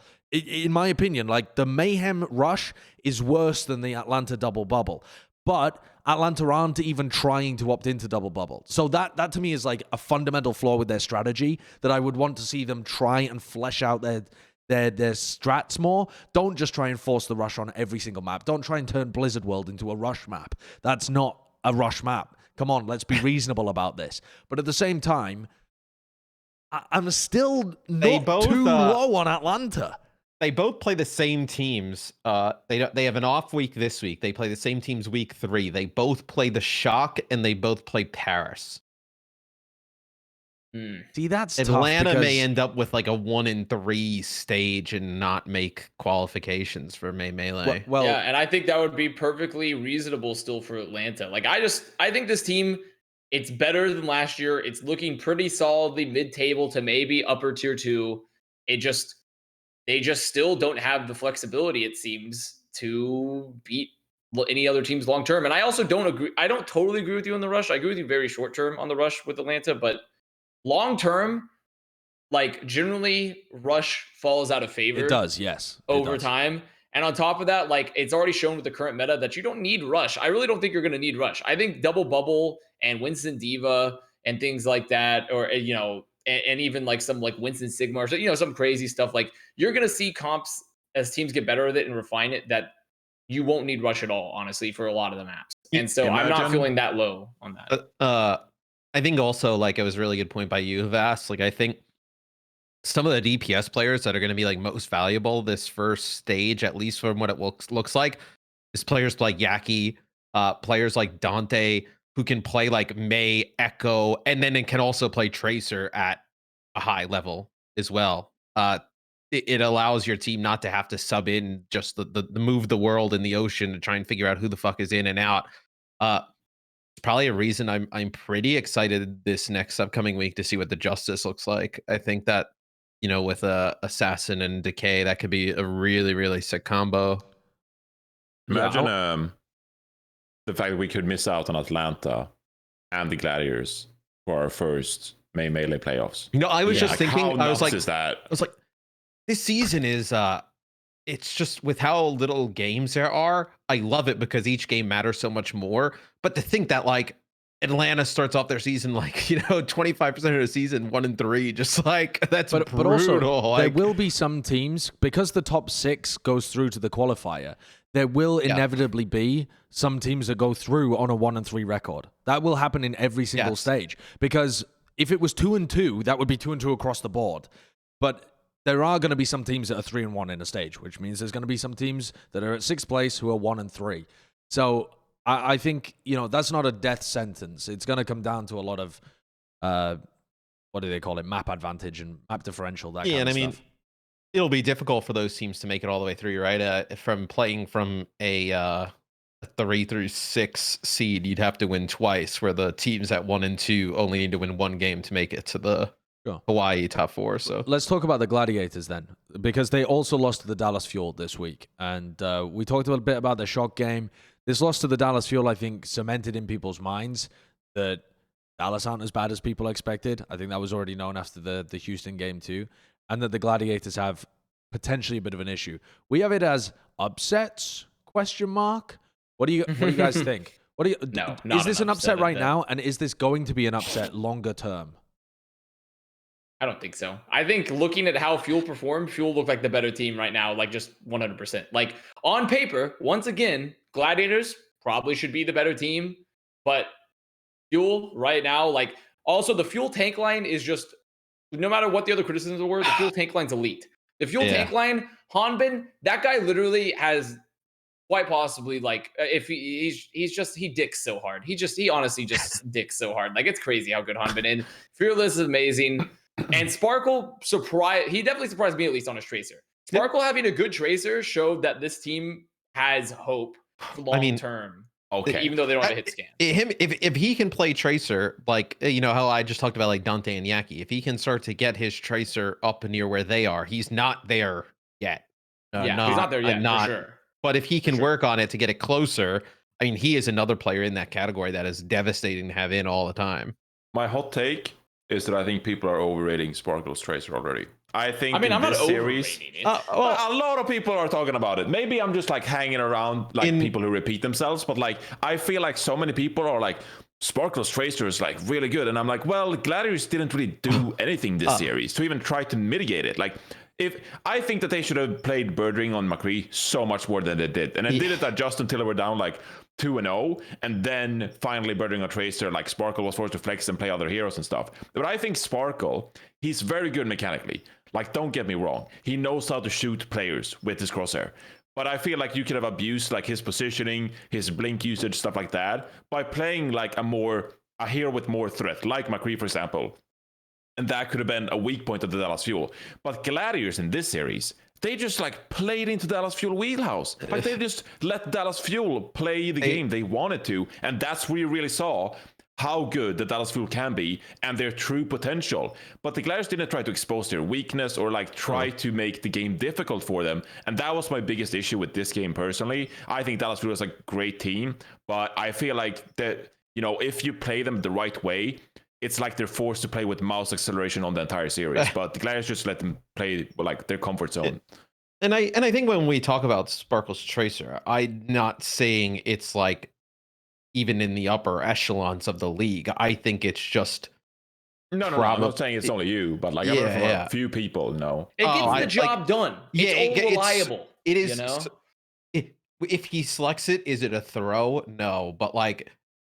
Is he gonna win the game on it? No, I don't think so. I'm in the Matt. Sorry, Matt. One more ridiculous thing, very short. Sorry, Josh's opinion. Would you rather have flat on tracer or spark on tracer?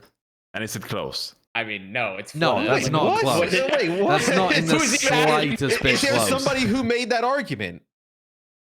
No, I'm not. I was going to say, I was like, who the fuck is that? I know Josh I would consider them Tracer last year, so I'm just, No. I was a fan of Fleder's Tracer, but I said that he wasn't the best Tracer. I was arguing very heavily against him being classed as the best Tracer in the world. I agree with that. That's a good take. But I do think that what Fleder is excellent at on Tracer is the coordination with his team and the right timings on everything that he goes for. And for Sparkle, when I watch him, he's trying to bully other people with like superior aim. He wants to force duels as much as possible and like win the fights out quickly when he tries to take Tracer 1v1s and when he's trying to get into the backlines and stuff. I don't think there's as much natural like timing based stuff that he's. I don't know. The longer the fight goes on, the more he finds himself getting like kind of running out of abilities and finding himself kind of stuck in a poorer position. I don't think he plans ahead as much as top tier tracers do in terms of how to engage in and how to be able to get close to people before he goes for these engages. But he's still decent. Like I think he performed better than Happy, for example, when Happy played on the tracer. For that short period of time when the Houston Outlaws were trying to run, I think it was like Echo Tracer, so Dante was off it. Like I think Sparkle was a more serviceable Tracer than Happy was in that instance. So if you've got somebody like that, then it's probably not going to be losing you games unless you're playing against the best in the world, right? Like I don't think he's going to be losing games to people who are not Striker, Yaki, maybe like Shax, these kind of real top tier players. I'm just gaslighting. Just gaslighting. Okay. It kind of goes back to what I said about the Shock series. Like I would love to see like Birdring in more for the Glads. Like we saw him; he was just tremendous throughout the playoffs all last year, especially with like how good McCree is. I didn't get a chance to see this series. Did the Gladiators even try and run the Sombra stuff that the Outlaws ran? Not really. No. I mean Gladiators just tried to play a lot of rush, and they didn't look very good. Well, like doing a lot of it. You have the luxury of watching a team beat them like the day before, and like Dante's Sombra is obviously It's better than one of anybody's the better on in the the Gladiators. leagues. Yeah, it's one of the better in the leagues. So maybe you can't replicate it, but still, it was extremely effective against the Doomfist stuff they were throwing at them. Like, at least maybe consider it. I don't know. Yeah. I think what's It's just poor. What was also Like- very good about the way that Houston were playing the Sombra stuff, though, is that Houston is so good at disengaging now. They're actually a really, really good team at being able to play. They absorb aggression extraordinarily Gladiators well. had Moth though. It's not like they couldn't do that too. Yeah, like, but Moth isn't like a fucking puppet master. He's not, he's not True. actually playing a top-down RTS here. He can't control the rest of the team. It still requires that level of coordination. But also, it's not just coordination. It's anticipation of a threat. You have to be able to visualize how a team is going to push into you to know what you're going to do as you like rotate away. And I think that that's what a lot of teams lack, is that they don't know what the opposing team is going to do first to them. So they're not. If you're going to play reactive, you have to know what your opponents are doing before they do it. You can't literally react. I think that is the death of trying to play that style. You have to preempt. You have to predict what they're going to do. And I think that is the death of so many of these teams that are trying to absorb aggression. Houston are doing it incredibly well. That isn't something that can just be replicated by any team. And I don't think the Gladiators were at that level with their rush to be able to play such a intelligent style like that. No, I'm a bit surprised that they you have an idea that Sparkle is going to come out and play Doom with what you saw from the Outlaws, and your best I don't know, maybe I'm just a little bit on the bird ring train from what we saw last year, but you kind of view your best approach is to match the Doom stuff that they're throwing out. Like, well, I mean, the I Gladiators think they also just ran wanted to be this. proactive. Sorry, the They wanted to be Gladiators also proactive. ran this, which is, it's just a shit comp. I don't understand this. the ball, The Shanghai Dragons also tried to run this comp as well on Oasis, and I can understand it if you're trying to run some long-range hit scan, right? Because then it becomes a poke comp. You have the poke, you have the tanks that are playing disruptive, and then you have the Zen in the backline. And I mean, you can even combine it with a Mercy instead of the Brig and damage boost the long-range hit scan or the Zen. But when you're playing Tracer Sombra, but then you're also playing the Zen in the backline and the ball.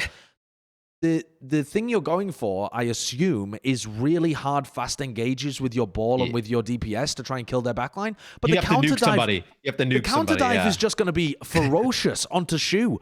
They're just going to get minced by Dallas's comp, and then ult rotations. The ult cycling is so much better from Dallas's double bubble comp. I can't say I really get this comp, even though teams. I mean, I get tried this it. comp. For me, the big question mark is, why did they keep playing it as soon as Doha was on Sombra? Like, it's literally, you're playing Sombra when Sombra's gonna bully the fuck out of Muse, and Space has to literally sit there. He can't bubble anyone else ever. He literally has to sit there and watch Muse 24/7, and you have to spend so many resources to keep Muse alive because they're playing into a Sombra now.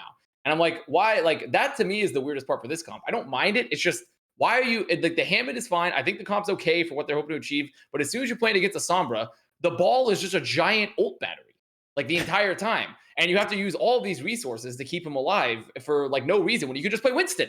And like, it doesn't make any sense to me, that particular aspect. I will say for Fuel, one criticism for Fuel too, this Repel rotational inertia bullshit of swapping out Repel and Fielder all the time is dumb. It is stupid. I don't know what Repel has that makes people have to swap him in and out. He did it at Houston last year. They're doing it here for Dallas. Yeah, it's very I don't weird. like it. I don't like it because Fielder, A, has already proven he's really, really good.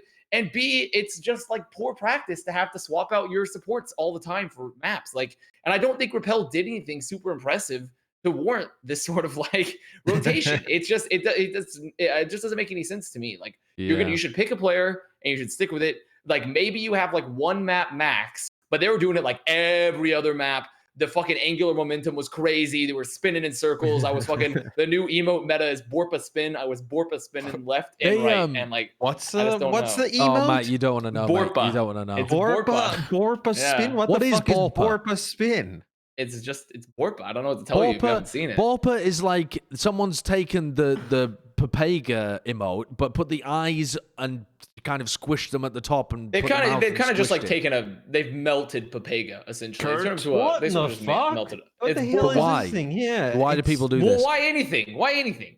Why is there an emote of a Pepe pissing? Why on the anything? toilet? Sorry, the argument can't go from why does this weird emote exist to pure nihilism. We can't just jump from one to the Why other. does anything I'm exist? not talking about roads and medicine. I'm talking about like Twitch emotes. I'm not talking about civilization. I'm talking about a Twitch emote. Why is this a thing? It's like you're acting up when I say why anything as if like I'm saying like, well, why have antibiotics? Just let everyone die of infection. It's not that. I'm simply saying why anything with Twitch emotes. Like speaking of just ultimate just dumb things in the chat. The fucking Reaper copy pasta fucking kills me every time. I didn't see it. There's this. Hold on, I tweeted it. Was this in the so YouTube stupid. chat? Yeah. Hold on, let me see. I gotta find it. I do not pull up YouTube chat. I don't know who exists in my there. favorite character is the Reaper guy. So powerful. Special move, honestly, one of the best in the game. He comes equipped with 2 revolvers. That's all it says. Yeah. Yeah. This is an old one, isn't it? I'm pretty sure this is I think it is. Yeah, I think this is a Twitch one that kind of made its way over. Is that like from the Blizzard forums or something? No. I can't remember where I remember seeing it in Twitch chat like in 2018 and 19. So I don't remember where it came from. I just love the fact that they call it special move. The finishing move. Yeah. Okay. Let's move on to the next. To wrap up the Gladiators, I feel like we're being a bit unfair because it was a pretty close series. I feel like this is just some tough love to the Gladiators because people were like, oh, they have championship aspirations. They're like top 2 NA. And now they played a really close series with the Fuel. And they played like, it was not that close against the Shock. But it's some tough love, man. It's clearly tough love. You can do it. I mean, we give them tough love because we care about them, right? I want to see this team be good. They have a ton of good players. I don't want to see them be shit. But also, what we said all the time in our preseason this year was that it's the most competitive year we've ever seen. If you have championship expectations, you better be a shit hot team because nothing else is going to fly. We're talking what? The 6th, 7th best team in NA is still an extremely good team by most metrics. They would have done really well last year. The overall level has gone up a lot. The teams that win like tournaments look all right. Yeah, the teams that win tournaments this year would have like probably like swept people in year 2 or like year 1. Like just the level of play. Like I mean, Shanghai Dragons and Florida Mayhem existed in year 1. Like just imagine those universes. It's incredible. Outlaws existed in those. It's year 1. Like I predicted against the Gladiators today, and then I was like, they have Space, Moth, Shoe, Birdring, and I'm like, well, what's wrong with me? Like, who could possibly if beat somebody this told team? you 2 years ago that team existed, you'd be like, how the fuck did that happen? It's like an all-star team. Yeah. Like what like every team every team's become like some kind of mini all-star squad. Yeah, I can't make sense of it. It's ridiculous. Well, the biggest result from this week, the best match, the match of the week, and an early contender for match of the stage was Houston against the Shock. What a fucking game that was. I'm going to ask you all one simple question, very honestly. Coming into this game, did you think there was any real chance that the Houston Outlaws were going to beat the Shock? No. No. I'm sure someone out there. Danny Lim. No. Danny Lim believed. I mean, thank you, Danny. Appreciate the pred. No. CP did. CP predicted a 3-2 for Houston. ZP did, but I'm gonna. So this is my ZP because ZP and Cool Matt. They're whispering in each other's ears like lovers. Okay, they have pillow talk every day, 100%. This is why ZP's been so high on Houston. He's got Cool Matt tied up in his basement or something. Yeah, I don't know what the hell is going on. They know they're in Discords all the time playing whatever shitty new game comes out. Like no, they play Final Fantasy. MMO. Final Fantasy is pretty good. Don't really bag on Final Fantasy. It's a good game. Wow. Okay. Well, are you betraying World of Warcraft for Final Fantasy? Is that what's happening? Oh, no. World of Warcraft's way better, but Final Fantasy's not bad. I mean, it's you wouldn't be like, you have no idea what the fuck you're doing playing Final Fantasy, you know? But this series was crazy. It was. I also love the fact that the rules changed to not have like 2 controls back to back at the end to have somebody potentially just win 3 controls and just win the series. Like Here's where I want to start this, actually, is that San Francisco Shock last year were dominating the league, but also in all of their big games, They won on control and they won on hybrid. Their control dominance is really what established them as being an unbeatable team, I would say. Like at the top level, the reason that they were winning so many of their games is that control is a big factor to winning and closing out these series, and you just couldn't beat the Shock on these map types. They were the best. There was no beating them. I believe I'm right in saying that they lost the opening one to the Gladiators, and they lost the opening one here to the Houston Outlaws. Yeah. Did they play other control maps? Game 5 was a control. Did they win? They won that one. Yeah, they won. Yes, Houston they won played 2-0. like a Sombra on Garden on Oasis or something. Right. Okay. No, it was City Center, right? What? Why? Well, they won Oasis, and they've also won Oasis versus Houston as well. Yeah, that was. Yeah, that's the one that we're talking about. Yeah. Oh, is that what we're talking about? Oh, yeah. Oh, sorry. yeah, of course, For some 'cause reason, that I was mixed up Ilias and. It was like Striker was sat on the door frame kind of shit, wasn't it? Yeah. Yeah, that's when they did The the Olaf boost. Meister. The Olaf boost. Yep, the Olaf Striker. boost. Before we get into the match, though, is that a worrying trend for anybody? Because I've started to I've put that as a mental note in my head of potentially a different narrative compared to last year. I'm way more worried about how many times Violet or FD God were dead at the beginning of fights. Yes. I'm way more worried about that than them losing control. When we casted this, it felt like the fights were either close or FD God or Violet were dead before the fight even started. Sometimes even both of them were dead before the fight even started, and then the Outlaws just rolled over them. I view that as a really worrying trend because, like we were talking about, FD God can be pretty aggressive. Violet also, I mean, he hasn't seen a fight that he's not willing to take in terms of an aim duel. That it's going to be difficult to have both those players playing that aggressive and not have somebody like a Happy or some of these other hit scan players in the league punish it.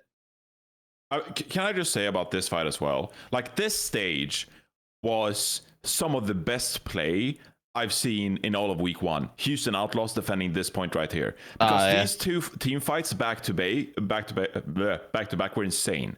Especially this one next coming up where Chengdu dies early, and then they're just able to stick around for somehow, and then of course Chengdu gets back and hits the shatter. But just like the way they were able to stand toe to toe against the San Francisco Shock, and the way they utilized their abilities, their ultimate usage, like Happy's Symmetra ult before Chengdu gets back and hits the shatter, is like, it helps them so much in preserving positioning and not getting run over by this Shock team. Like, I loved how they were able to control the space here, and that really showcased the abilities of this Houston Outlaws team and like what they're about this season. So Chengdu goes down, 5 people on the point, and they're just trying to stick around. Hits the rock, pushes super back. Maywall comes up to buy some more time. You got the amplification matrix buying time here, and then the Blizzard and Symmetra, like, they're able to fend Shock off for so long here. Like, this has turned into a telestration. But I love this play coming out of, like, this Symmetra. I love the player cams the shatter here. Comes in. It's insane. I love this fight. When Super said what, I think I screamed what on the broadcast as well, because it was such a what moment. He had the shield up. I asked him to give a replay of it. Like, the shatter just clipped like the back of his leg when it was up. But what a fucking series this was. Yeah. What do you guys think about the summon of Tayo at the beginning of this first map? It seems like they added him to the team last year. They never found a place for him on the roster last year. It seems like they're trying to put him into the hit scan role, which is the role that he's played before in the past. There was a lot of conversation. Is he coming in to play the Genji for them last year? That would have been really weird because he's been a hit scan player in the past. So at least he's playing his main role. Do you think that this is something that they should continue moving forwards? Was this even relevant? It was one map. Yeah. I don't know what we're gonna even walk away from this like saying with Tayo, because it's the first map we've seen him, and the Shock supports were like dead half the map. Yeah. So I don't even know how we're supposed to like accurately judge Tayo. I don't think his symmetric play was great, but also it's really tough to have like great play when your supports are dead like half the map. Yeah, the one player I would have liked to see more, and I think I said it during the series when we finally saw him at the end, was Glister, and he was just sick on the Widow there towards the end. But figuring out a way to work him more into this lineup would be nice, I think. Yeah, this series to me was a Shock loss more. It's not that Houston played badly. Houston played amazing. I think this Houston roster still looked like the best team in an A, but this series to me felt like a Shock loss more than anything else, simply because like there was a period of time where they did the Violet DPS again, and that's when they brought in the Jake Brigida, and Violet did not get a single kill he on didn't do a thing. DPS for a map. For a single map, Violet did not get a kill. You know? I mean, imagine if that was Glister in there to play like. Imagine if that was Striker. Imagine if it was Striker, Tayo, right? Yeah. You know, imagine if it was Tayo. Like they had so many. And it's not that Violet. And also, you know, right before this, Violet did just pound on McCree. Like he looked like amazing on McCree before. I want to address that first though. The Violet McCree, the first time we saw it, he was shitting on them, right? They played against the Gladiators, they played Gibraltar, and in the post-match interview, I can't remember who it was that was doing the post-match interview for the Shock, but they said they had really been struggling with that double bubble comp, and so they had just tried different things until Violet was like, well, fuck it, just put me on DPS and see what that's like. Was it just me that got the impression that Violet was playing it exceedingly aggressive and frontlining it was not just risky? You. Yeah. He's like right up at the front. I feel like against a better team, that is... It gets hard punished. Very...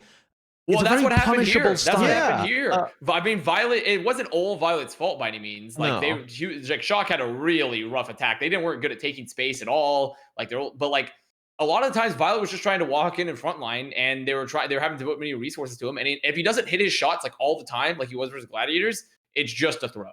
No, it's just like a really hard throw. And when Happy can play Ashe here on Dorado because the sight line is so long, like what is he even supposed to do in terms of like McCree and challenge this? But anytime you're running a Tracer and Striker isn't in, I'm gonna say it's a hard throw. Well, I was just gonna say, like if you were gonna dedicate and play just like McCree Tracer, like why wouldn't you play Glister and Striker?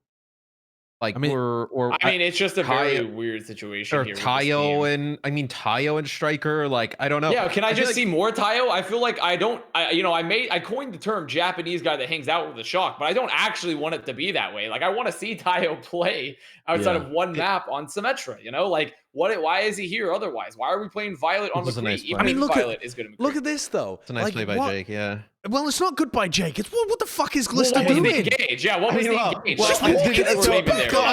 So when we fucking simplest kill of Jake's life. When we were casting this, it was so funny because we had I don't know if we showed it here or if I had like another view, but like basically Glister and Jake look at each other in that hallway. They stare at each other. And then Jake like pulls like it's like, okay, fine, I'll just look around the corner, and then maybe Glister's like, I didn't see him. But look how far away he sees him.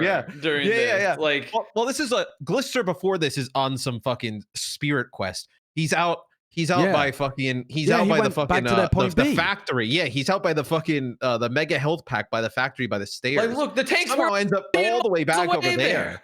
By the way, this was the worst game I've seen from Shock in.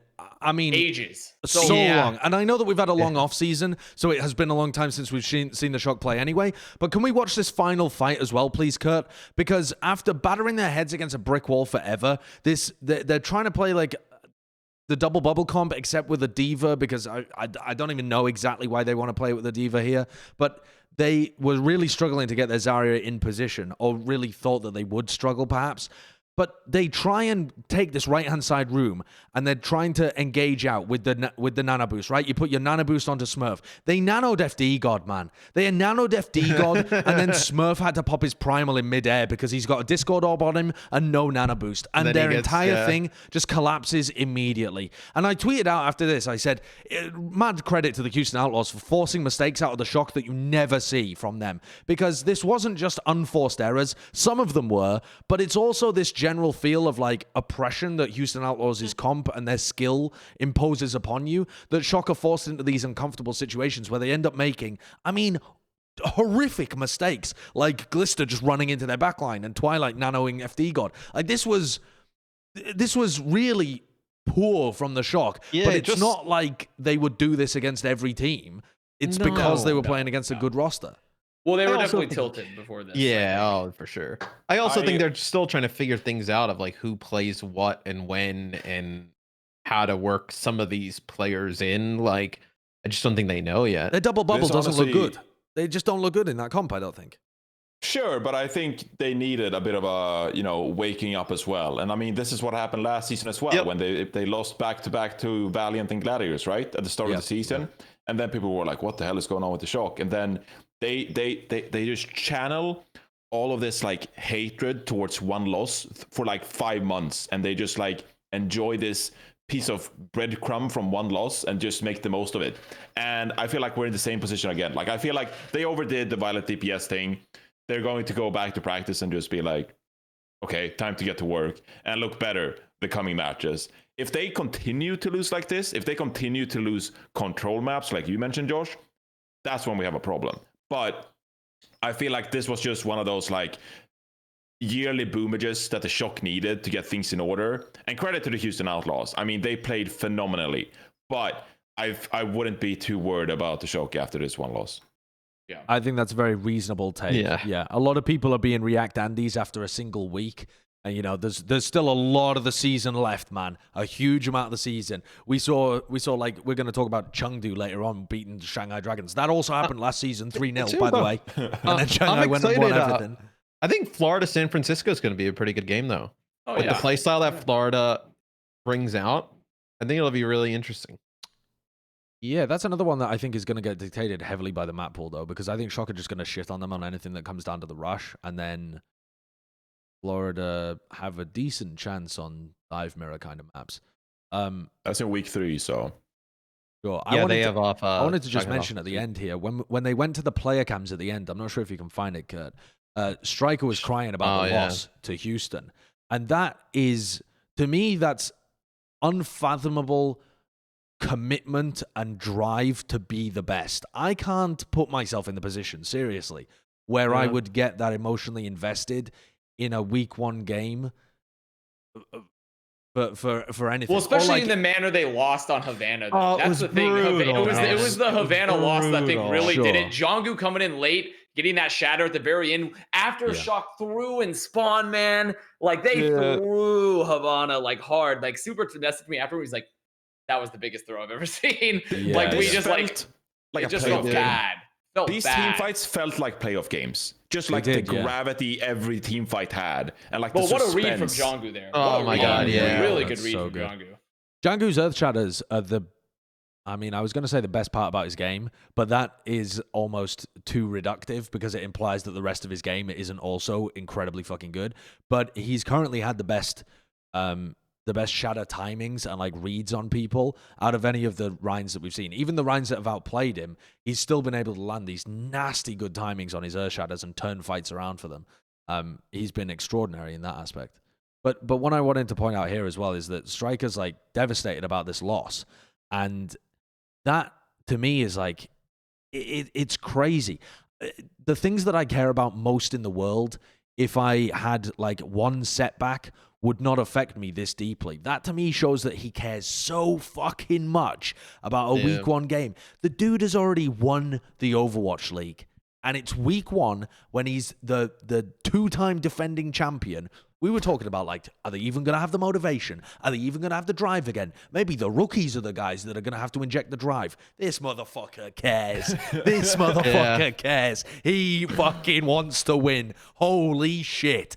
That is insane. I mean, I can't wrap my head around it. I love how we have the player cams this year. It just adds so much to it. Like, whether you see like Space get demeched where he had 7 HP and just the facial reaction, or Super with the shatter, but then you get to see kind of like the post game, right? It's I mean, you care so fucking much about it. And I think just the manner in which they lost, like, that was a long series. Like, I think I saw the VOD. It was like 2 hours and 20 minutes. Yeah. 6 maps, no halftime breaks. 6 maps. Yeah. You have to battle back. Also, thank God for no halftime breaks. I'm just gonna say it. Holy shit! That day would have been like 12 hours long. I would have lost my. I would have. Like, thank God for fucking no halftime. Hey, thank you, I did the halftimes, and hallelujah, the continuity with the matches and not like taking 10 minutes off between the maps. The games like, feel way. As a viewer experience, the product is incredible. I'm so invested now, and I enjoy it so much. It's awesome. It's fast, right? Like, I love it. Show us the game. Get to the game. Like, that's what you want to do. But just the manner in which they lost was brutal. Oh, that was nuts. Like, it was such a, like, I can't get over. Like, I have these feelings sometimes when I think back to earlier seasons.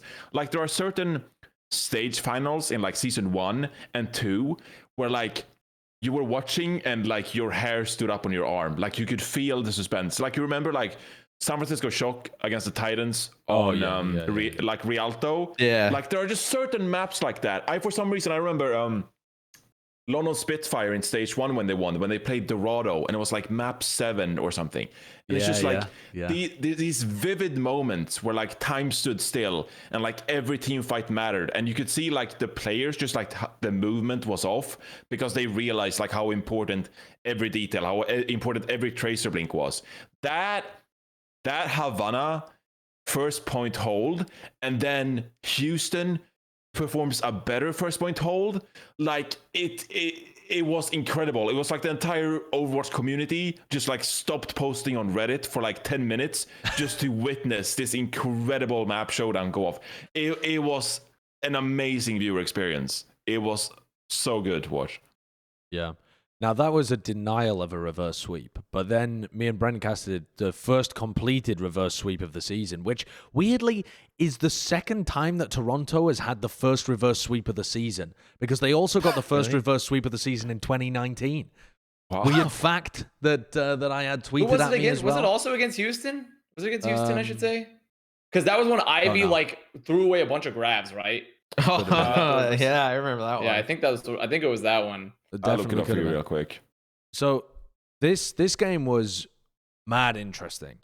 I don't think anyone knew where to put Toronto after their win over the Titans. Okay, wait there then. Let's start there. Where did you rank Toronto in terms of North American teams? Because I know Bren had them very high, actually. I had them very high. So I had them like 5th in North America. Joke. I actually think that's where Bren had them. He had them somewhere like 5th. I think I had them 5th. I will admit, I don't think their performance has necessarily indicated that they were currently 5th in week 1. But this is once again a long-term thing for me. Okay. I think this roster looks really good. I think their coaching staff looks really good.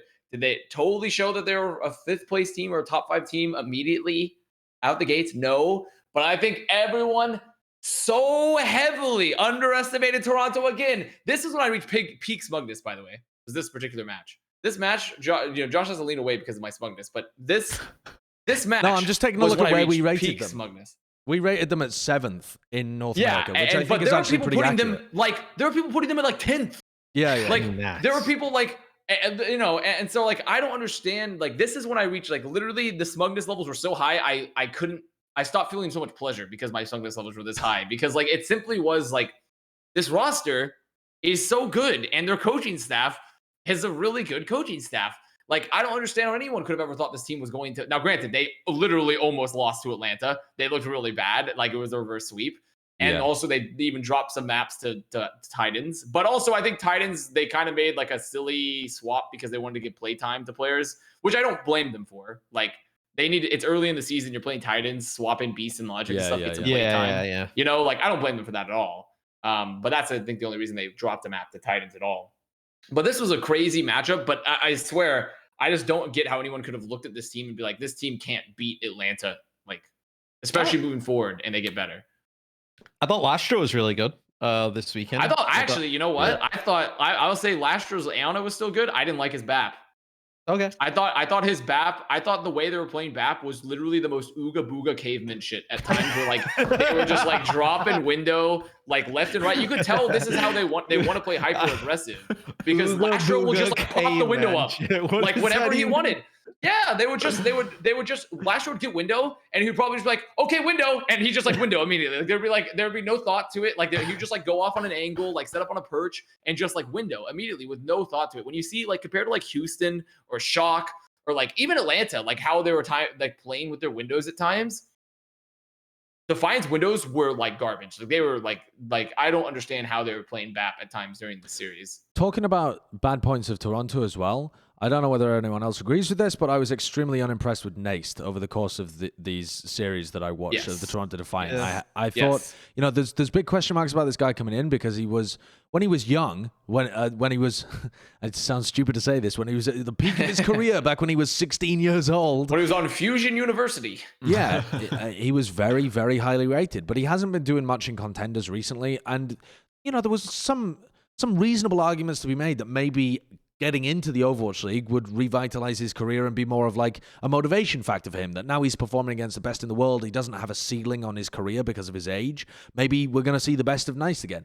I don't think that we've seen that so far. It feels still like a weakness to me with the Toronto Defiant. His Echo duplicates. I have a clip out there where we're just sitting in a call.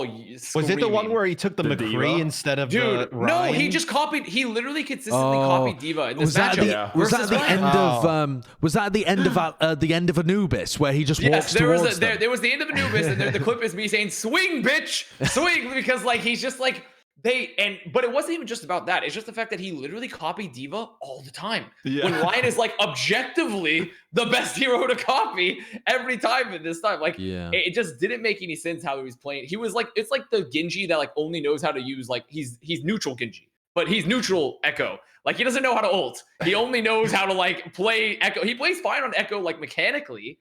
It's just his ults were so garbage. Like I didn't understand it. What was nice, the Echo who duplicated into McCree above someone and flashbang that's down? That's what I was asking. I think that was it one in the, because I remember I was casting. He duplicated Lucio as well. He duplicated Lucio as well. Yes, I don't feel like it was I don't think it was Dante. It was an Anubis game on point B where an Echo went up and the team was below them, and I was like, "Oh my god, they're gonna come down as Rhine and just go fucking ham," and just fucking like there were so many people there. Fire strike to the ground, one swing, he's got a shatter, and then he becomes McCree and he throws a flashbang down at the ground. He gets one shot off, and then he just flies away as Echo. I was like, that was not planned. Man. I was like, that was not the intent of that. This team looked disjointed, though, for sure. I will say, out the gates, despite the talent on the roster. Also, not to bag on Nice too hard, I think he looked a lot better as the series went on. His Tracer was pretty good, too. Like, his mechanics on Echo and his Tracer were, like, a lot better. I thought it was better as the series went on. I'm not saying it was good. I'm saying it was better as the series went on. I do think they looked rough.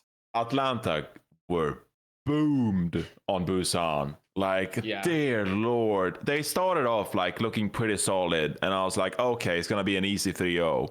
And then, like, Anubis, you know, it could have gone either way. But Busan, like, Atlanta Rain were just, like, out of it. And I think Toronto benefited from that. But most importantly, like, again, Toronto Defiant is one of those teams that benefited from the ability to play double bubble, for sure. Like, I think, like, when Sato plays Winston and Michelle can play D.Va, like... And then you have Hisu firing like Astro. Holy shit, Avast, you're right. This is a good team. This is a good team. I mean, I don't know why this is like, look at the players. Hisu also big. Hisu as well, one of the best players from Fusion last year, looked amazing on Defiant all of the game, you know? Like, the real big thing for Defiant that really hurt them in this series was that they look super disjointed. They essentially look like an all-Korean Gladiators right now, to me. And that, like, no, not Gladiators. Yeah, I think their roster, they have a really good roster, and like they just look really disjointed. Also, I think their Rhine play is kind of meh. I didn't think Sato's Rhine was great during this series. Yeah, well, I feel like they're, you know, they could be the new gatekeepers. Is my opinion. Is that too low, Avast? Or are you? I think it's too low for me personally. I still think people are underrating them based off the roster and the coaching staff. But overall, this team has a lot of potential. It has a lot of talent. It's just getting it to work together and finding comps that work for them. And hopefully, like, they really, I truly think they're going to fight caveman instincts, like, hard this season. They're going to fight them. Like, they're going to go out, like, onto the glacial plains, hunting mammoths, fucking chucking spears and shit. Because Lastro's going to be wanting to do, like, really crazy aggressive stuff. And a lot of it's going to be really stupid as shit. And someone's going to have to say, Lastro, stop. Stop putting windows like in places that don't make any sense. Stop jumping away and doing this crazy shit. Let's just like take control of an area of the window. Let's set up the window play. Like let's fucking their next game is against the Justice too. That'll be a good one. I think that should be an important game.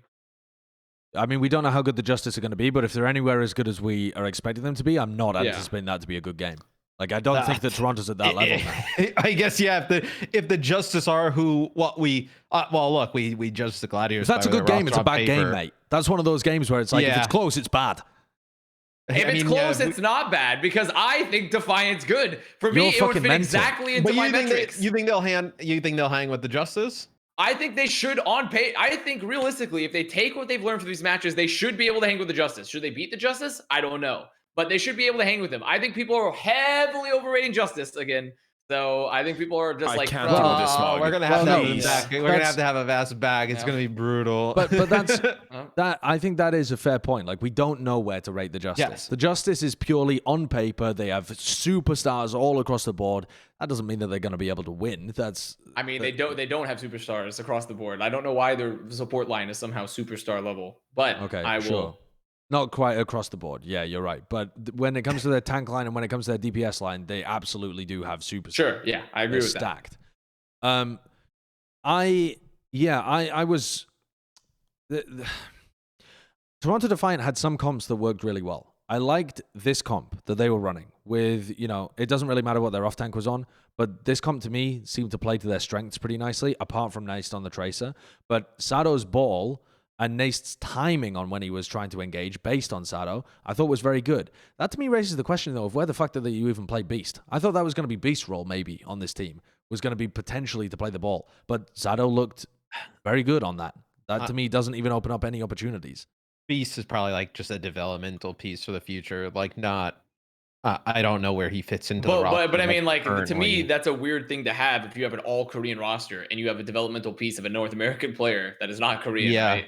Yeah, I mean that's a very valid point. I mean, I think Logix probably has more of a place on the team than like Beast. So you can probably find positions you would play Logix. Yeah, on the Tracer, I think. Right, like if this was if there was never going to be a situation where Nice was going to have to switch off of Tracer to something else, like you probably would have liked to see Logix on the Tracer here. But I mean, still, I know you're coming from a good place of heart, Matt, but like having 5 Koreans and then it's like, yeah, Logix, it still doesn't make any sense, right? Go play Tracer, go pop off. It's like that's difficult. It's a weird roster. I do think it is one of the roles that they could achieve it though. It's sort of like Lucio and Goats. Like it's the one of the few times you can make it work because all you need to know is like, okay, we're diving now. Okay, I'm touching point now, right? Like theoretically, it is possible that would be like same with Lucio and Goats. Like where you have Moth in the 5 Korean players, right? Is that like Moth just said, I'm speeding, I'm beating, and that's like it. That's like all he's doing essentially in terms of the comms because like they only have one very specific role and they just have to achieve that role with a very specific set of comms. So I think it could be possible, honestly, because I was not huge on Nice Tracer. Maybe the Logic Tracer could work. The more I'm thinking about Nice Tracer, though, he did land some sick pulse bombs in the final map of Busan. I just felt like he wasn't, he's not at that level where he's going to... I think if they had a better Tracer than Pelican playing, that the Tracer diff would have showed much more. Nice wouldn't have been able to get away with that. Okay, then, let's move on. The Philadelphia Fusion. Let's move on to the APAC region for a sec. Philadelphia are 2-0 after their opening weekend. Now... here's where we diverge from the scrimbucks narrative. Because even though the scrimbucks said Philadelphia... well, actually, for starters, APAC scrimbucks were fucking shrouded in a veil of mystery. Nobody mentioned Philadelphia as the team that was losing or whatever. We said on Plat Chat that it was like a nonsense thing to try and read into that. And their players were on like 250 ping as well. I think it's fair to say, though, that nobody expected Philadelphia to be this good with 2 brand new replacement players just getting subbed in at the last minute. No one had these high hopes of them. I mean, nobody had this high. We predicted them to lose to Seoul. We predicted them. Yes, all of us, even myself. When I thought Fusion overall was going to be a better team than Seoul for the year, I still thought the immediate addition of these players would mean they weren't going to win. I give no credit for the honeymoon phase.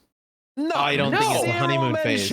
I don't think it's the honeymoon phase. I think Seoul Dynasty is overrated. That's my once again win in the scrimbucks. I think Seoul Dynasty was overrated, and they're still fundamentally broken, and they're gonna randomly just shit the bed, and they did it here. Yeah, I mean they're the team that I picked to just kind of drown. Wait there. Yeah. Do you actually think that this was Seoul Dynasty shitting the bed? Because I don't at all. I think Fusion played exceptionally well. But there are definitely times here where Dynasty did not seem like to have the coordination I wanted out of their dive.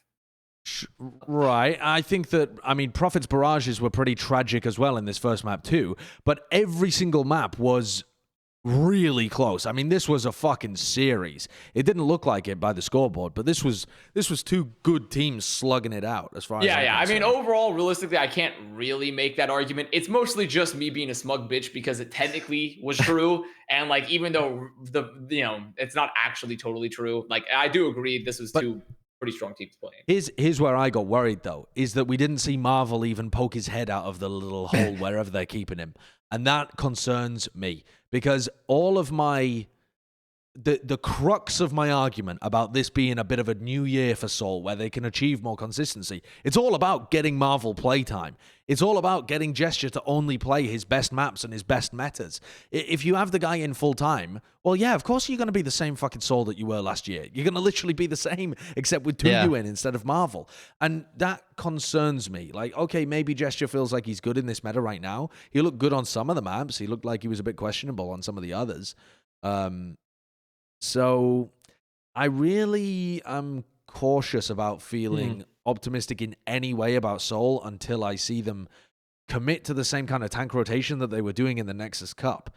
That's what sold me on it, was that in the Nexus Cup, they were running Marvel a lot, and it looked really good for them. I feel like also, full transparency, by the way, my schedule doesn't allow for me to watch APEC games and work all of the NA days, so I haven't actually seen these games. But like, I feel like Seoul Dynasty, generally speaking, is one of those teams that like need to warm up, like going into the season. Like they have these games where like they don't play their fullest potential. And I know we talk about playoff profit. It's a bit of a meme, honestly. But I feel like this is a team that's brought in Anamo now to play with creative. To you, didn't get a ton of play time last season. And I still feel like this is a team that will figure things out. I'd say they were overrated. They brought him in as a 2A player last year, yeah. Oh, yeah, that's right. Yeah, he was a 2A player. Yeah, I forgot. He did play quite a bit. Seoul are overrated. But I also feel like we know that this is a great team. It's just like they're not playing at their fullest potential until it's actually playoff time. Also, my ratings have nothing to do. Has to be true. I don't think they're overrated, by the way, because of their skill. It is literally my skill rating has literally never been because of their talent. It's just because this team could literally never fucking figure that, like, if I put them in a paper bag and told them, you must now decide the roster to get out of the paper bag, they will never leave the paper bag. And that is why I feel, simply because Gesture and Prophet are on this team, and Gesture, they're so baked into the identity of Seoul currently that I feel like it's sort of a situation where they feel committed to these players, because we all know Gesture's fucking balling out. He's got diamonds on every wrist. Wrists he don't even have, he has diamonds on them. And like, they feel obligated to play Gesture because he does fucking pop off on the metas and he's really good. But there's a lot of metas where he's not, but they still feel obligated to play with him and to get like the best to figure out a way to work with Gesture. It's what you were worried about last year, just when they had like Bedosian as well, where you were like, this is too much London. This is too much London to be different. It's too much London. And the thing is, whatever, the London, it's still there. It's still there. And that's the whole thing about Seoul. It's literally nothing about this team being bad. It's just the fact that I feel like they get lost in the sauce repeatedly, full on sauce loss all the time. I also think too, we're talking about Philly, you get an idea of what this team could look like at full strength, and it's fucking scary. Like, if they get like Poco at full, like on ping, like Astro back, Shockwave, EQO. Look, I mean, with Carpe and Alarm, I feel like somehow like between like last year, like Carpe is an MVP candidate, and then like they should never play him. Like, just kind of the perception of him has been all over the place. With him and Alarm, when they play like this, I mean, you have the fucking chance regardless of who else is out there in any series. I mean, these guys are just fucking nuts. Don't dismiss Hotba and Toby. Come on. Well, I mean, I'll let you dismiss Hotba because he's had some map things in the past. Toby, I simp for Toby. 24/7, I simp for Toby. I think this guy it's a crime that he wasn't in the league this year, like on a contract. It is. I think Toby's so good. I mean, Seoul Dynasty could have kept Toby for. They could have. Honestly, I don't even understand. They could have easily have kept Toby. Yeah. I mean, it doesn't make any sense to me. Doesn't. Yeah, that doesn't make sense. I think they got wrapped up in the. I mean, the Philadelphia Fusion though. Carpe and Rascal both immediately, right at the beginning of the season, look elite tier. That was my impression from watching this game. Was Carpe kind of has or had last season. I shouldn't say has because it hasn't happened in multiple seasons. But last season he had this trajectory where he started farming at the beginning of the season. Like last year, he was fucking dunking on people, on McCree, on Torb, that kind of stuff. As the season got later and he had to play more Widow and more Tracer, he ended up getting phased out a little bit on the team, or in the roles where he was still playing, he wasn't having the same impact in the server, which I don't know whether that is going to continue this year, but it doesn't really matter at the moment. He's back to playing the roles that he was pounding at last year, and he's still pounding. They're still fucking. They've got Carpe on McCree and Rascal on May. It's just the perfect meta for these guys, and they are fucking. It's crazy when you look across the league of like how many new players that have come in all these different roles, and like one of the things that's still like holds true is just Carpe just fucking dunks on like these heroes regardless of all the new players that have been brought in. Like, look at this wall here. It's fucking stopping sick. Gesture from getting a bubble so that he can't get saved after the flash comes through. And Gesture's like, trying to just poke to gain his primal because otherwise they can't stop the rush comp. And Philly just, normally you don't think of the May as being that great against the dive comps, and they just fucking delete him from the map immediately. They know exactly what to do. So to be fair, looking at this was a really rough rotation for Seoul because they don't have speed, and like they kind of just played these rotations really bad. They got out of comps. Yeah, for sure. Can I ask you, what did you think? Did you see anything from Mono? Mono was good. I mean, Mano looked good, and that to me, I mean, my fears appear to be unfounded. I was genuinely scared that this guy wouldn't be able to slot in easily after having so long of playing with New York, so long playing this reactive playstyle. It felt like Mano was a key part of why NYXL was playing like that. To me, there's still, if Mano looks really good here on Philly this season, it just brings up more questions about New York in previous years. It does, because there's still just so much. It's still just so much unsolved shit. Like if Mano can play this fantastic aggressive Rhine style, then why the fuck weren't they doing that? And he's playing it with Hotba, who was on their team last year. It's not it's so fucking odd. And like you were just like, wait, what? Like so that I still feel like we have some. Maybe I still feel like it's very early days for Philly. They look fantastic at the beginning, but I could still see a world in which the pains of having two new players start to show as we get deeper into the season. So I don't want to immediately say over? Is that what you're saying? Oh yeah, give it to me, baby. That's what I like to hear. It's gonna die down. Stage 2, baby. They're gonna lose like 2 matches, and then we're gonna be like Philly without Pokken from Astro. Yeah, not so good anymore because the honeymoon phase is over, baby. But here's the Reality thing. sets in. I'm not sure that they're going to be playing better now than they will do a couple of weeks from now. I just think that they happen to start out with 2 big wins. I mean, one of them's over the Valiant, and they had a close map there too. The Valiant. And they had a close map there too. And they could have lost this series. I mean, every single map came down to like one team fight. So it's very feasible that they could have lost this map. Philly and Seoul are on a very similar level right now. But it's already started the conversations about, like, is Philly the best team in APAC? I think it's way too early to be talking about shit like that. We haven't even seen half the teams in the league play. We haven't seen New York. We haven't seen Hangzhou. We haven't seen any of this. I mean, the same thing with the Houston. Like I said, like, they look like the best team in NA right now because we still haven't seen half the teams play, right? Like, there could be a better looking team than Houston and NA. Yeah. Or it may just cool down after a couple of weeks. Performance is variable. It's not static.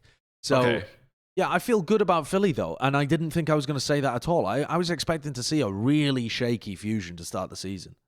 Can I step on the gas pedal for hyperbole statements? Do it. Do you mind? Can you tell whether a top NA or top APAC is better yet? How are we going to go down with that conversation, huh? We need to get the Reddit threads pumping. It's a little too early. It's a little too early yet because we just haven't seen, like, until we actually see like because it's week 1, right? So like generally we're settling into metas, right?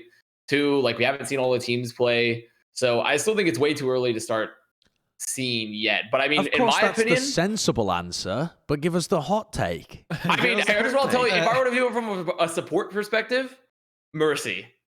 I think for some reason, NA teams, this is already a meta difference that I'm already seeing and why I think Apex better. Why in the fuck are we playing Echo without Mercy? And like, it just doesn't make any sense to me. Echo without Mercy, she's just slightly better Pharah, you know? And like, she just like, and also even then, like, you still can't even get the full value out of her as slightly better Pharah without Mercy. I think that's already an early read from APAC that is ahead of NA, is playing Echo with Mercy, because I just don't get the, like, I understand the logic of like the Ana Brigida or like the Zen Brigida, right? Like, you still have options to heal the Echo, but you get the most value and the most consistency with the Mercy. And I think that's already a better read from APAC. We still have some big teams yet to play. What New York Excelsior does or looks like, Hangzhou. We didn't see the Justice this week, or London or Paris in NA. Yeah, my gut reaction when you asked the question was to just respond immediately with NA for the hot take. But the more I think about it, the more I really, I don't even know how to answer the question, because I don't know who the top teams in APAC really are right now. Like, you look at Chengdu. Right. Well, that's a good place to move on to, I think, if we want to talk about entering the Chengdu zone, because they told y'all. Matt, you didn't tell me. I had Chengdu rated highly as well. But now, I did not have them beating Dragons highly. You say we told y'all. No. No one had the Chengdu over Dragons, and Chengdu in their opening match actually looked kind of fucking all over the place. If we want to talk about their beginning game when they played against the Valiant. Oh, but maybe the Valiant are a little bit better than we thought. They did. I think that's honestly, true. Who Malaran?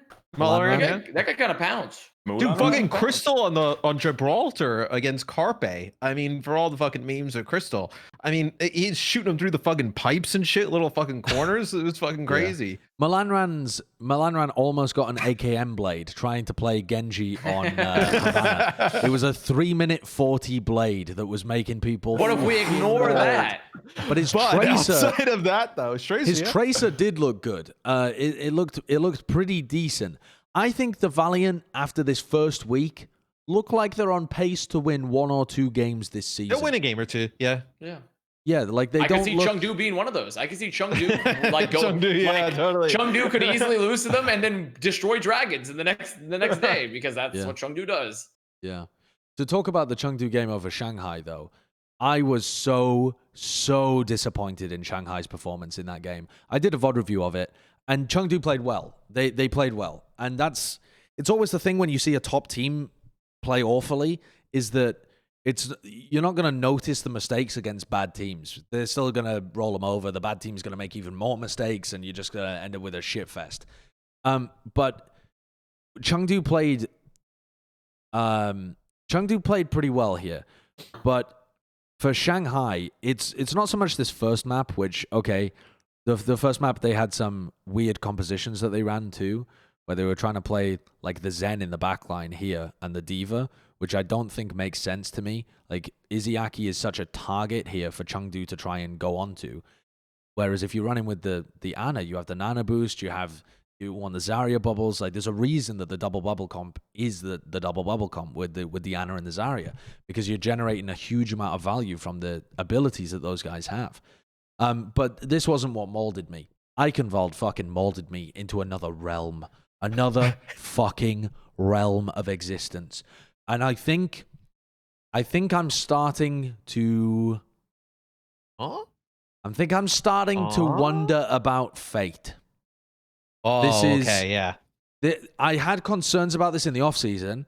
I watched them play in the Nexus Cup when Fate was mostly playing ball, and I was like, damn, this guy's fucking coordinated with them. Like, these guys look as good as they did when Fearless was in. Now that we're seeing Fate play more tanks, I'm getting more concerned. And, dude, it's really early days. It's far too early to have any serious worries or doubts, but just the mustard seed of doubt in my mind is starting to spring up. Look at how you saw Fearless perform with Dallas, and then look at, like, I mean, Fearless, we know right now, is just an absolute beast. Like, I don't think you have that same type of play with Fate. But Fate's always been consistently really good, though, is the thing. Like with Florida last year, he was consistently very good. He was good, yeah. He was good. And he's pretty well-rounded too, right? But what my struggle here is that everything that Shanghai were doing was pretty nonsensical. And a lot of it came down to them they made this same rotation where Shanghai Dragons push in, they go up onto the bridge, and Chengdu just rotate their backline back onto the floor and out-rotate them because they know what Shanghai are trying to do. Not once did they try and apply point pressure like we saw the NA teams do. Like we saw, when Atlanta were playing against Florida, and we saw the mirror on Eichenwald, and Atlanta, they're kind of poking it out, and they end up just going towards the point. They also got hit by every Bionade in existence because Fate and Void are not ready for them coming through. They're not anticipating the timings of it and keeping shield or defense matrix up to block these. And Shanghai never had any. I mean, just look at this. They're just going round and round and round in circles repeatedly. This is not a team that understands how to play this comp. I haven't watched the match, so I can't say for sure. But this to me feels like a team that just hasn't practiced this composition enough historically, even. Because dating back to last year, how much did we see Fearless on Reinhardt? A lot, actually. Quite a lot. In Rush comps, I know that it went under the radar because Rush comps were only good at the beginning of the season, and they kind of made their bread and butter later on in the season by playing Winston. But they played Rush when it was meta, and they were fucking good at it. They were the best team in APAC at the Rush comps, and they were really, really good at it. And now they just where's the Mei to be able to actually block off angles and get you into positions? Where's the Mei to be able to cut off healing sightlines or Zarya bubbles and try and put more pressure on Gaga? No, instead you're going to run with a Reaper, and Fleder's trying to push into them 1v6 to finish off kills in the middle of the fight. None of what they're doing makes sense. And then they switched to Moira here. I remember I watched this actually this morning when I got up really early, and I was just like, I want to go back and see what the fuck happened in this series. And it just looked like Shanghai just really didn't have a clue on how to play Groundhog Day this stuff. Yeah. And then when the ult cycle comes through, they don't know what to do. It's like they've theory crafted this play was nuts. They've theory crafted a comp that they're like, oh, it's good against the Winston. It's not fucking good against the Winston. The Winston is just going to run away from you. They're just going to run away from you. I mean, theoretically, it could be good against their back line, but the problem is Dragons sit there and just they just sit there and just never actually take a fight. Like, why are they scared? Like, when the Winston jumps with a Zarya bubble, why would this comp ever be scared of the Winston? Just fucking shoot him and then walk in. Like, you literally can just walk in and burn the bubbles and burn the Winston, force them to back up, and then push for the back line. And they literally, what are they running from in here? Yeah, they're pathing the same way every single time. They must have had 6 team fights here, and they are pathing the same way every time. Are they running from the fucking Torb turret? Like, what the fuck are they running from? Yeah, it's and the thing is, they're taking these fights here versus just like you said, Josh, pressuring the point. Yeah, this is the only time they get to the point. It's the only time they get to the point the whole round is here in OT. They finally make it. Oh, that's kind of disgusting. Yeah, this was but I mean, this really gave me a lot of, it's the meta right now, but I have hopium. I have a lot of hopium for Chengdu right now.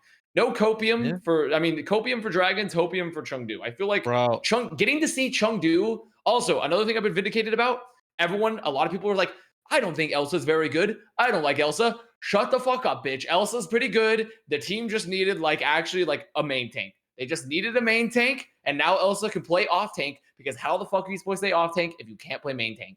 There's just no way. It's never going to work. And now they have a main tank. Elsa's going to look so much better. The only thing they need to do is just to keep Jinmu off the, off the magic dust. Sometimes where Jinmu's like, the Genji's really good right now. It's the meta. He's just going to fucking play Pharah and just fly around or do some other weird shit. They just need to keep him in line, because when Jinmu plays what the meta is, and he's so good at all these different heroes, but then sometimes he just pulls out some wacky shit out of nowhere, and it makes no sense, but they build a comp around it.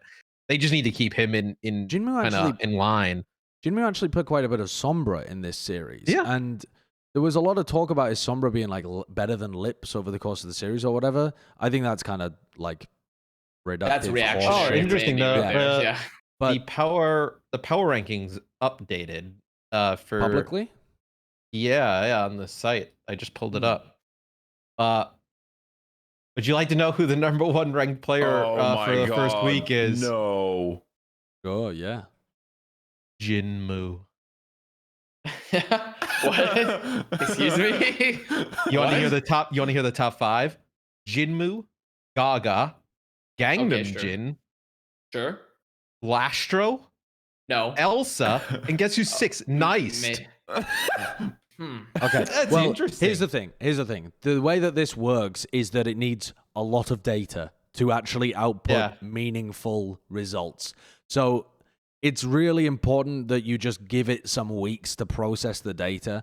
Like I wouldn't even say that like by the end of the 3rd week, it should have enough data to be spitting out meaningful stuff. This is clearly not functional at the beginning because there isn't enough. There isn't enough data here. And also, surprise, surprise, winning is good for your score. I mean, also, yeah, it's crazy to me that OG is currently above Happy in that ranking, you know?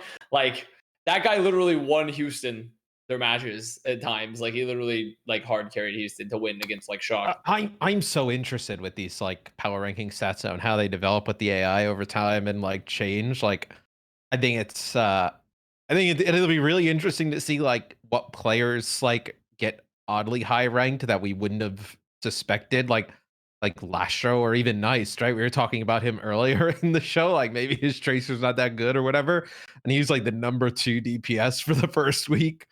Sure. Yeah. But like I say, I think there's a lot of tweaking that needs to be done. Well, not tweaking necessarily. You just have to let the algorithm actually input more data, more players. The reason that I brought up Jinmu Sombra though is because it was pivotal to their win on Gibraltar, and normally I would not be rating Jinmu Sombra. He's historically not been that great on Sombra whatsoever.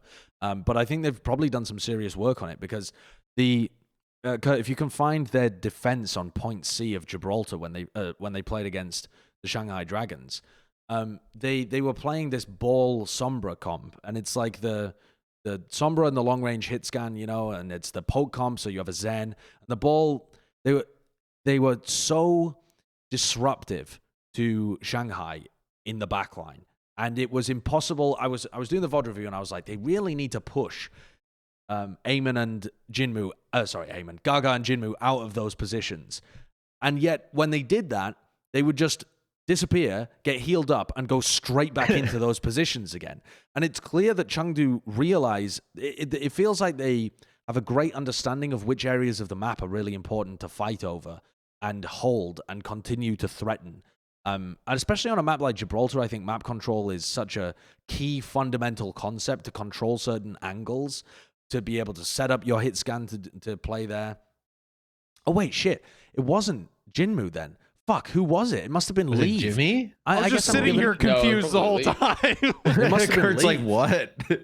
No, so I mean, I know Leave also had like a crazy hyperflex and played like, I believe he played Sombra at one point. I can't remember if it was this map though, honestly. I can't remember. I can't remember, but whoever it was playing Sombra towards the end of this map, I thought it was Jinmu for some reason because he played it on map 1, was playing really well, coordinated with Gaga. I guess that makes more sense because I didn't think Jinmu was that great at Sombra, but whoever was playing it here was good.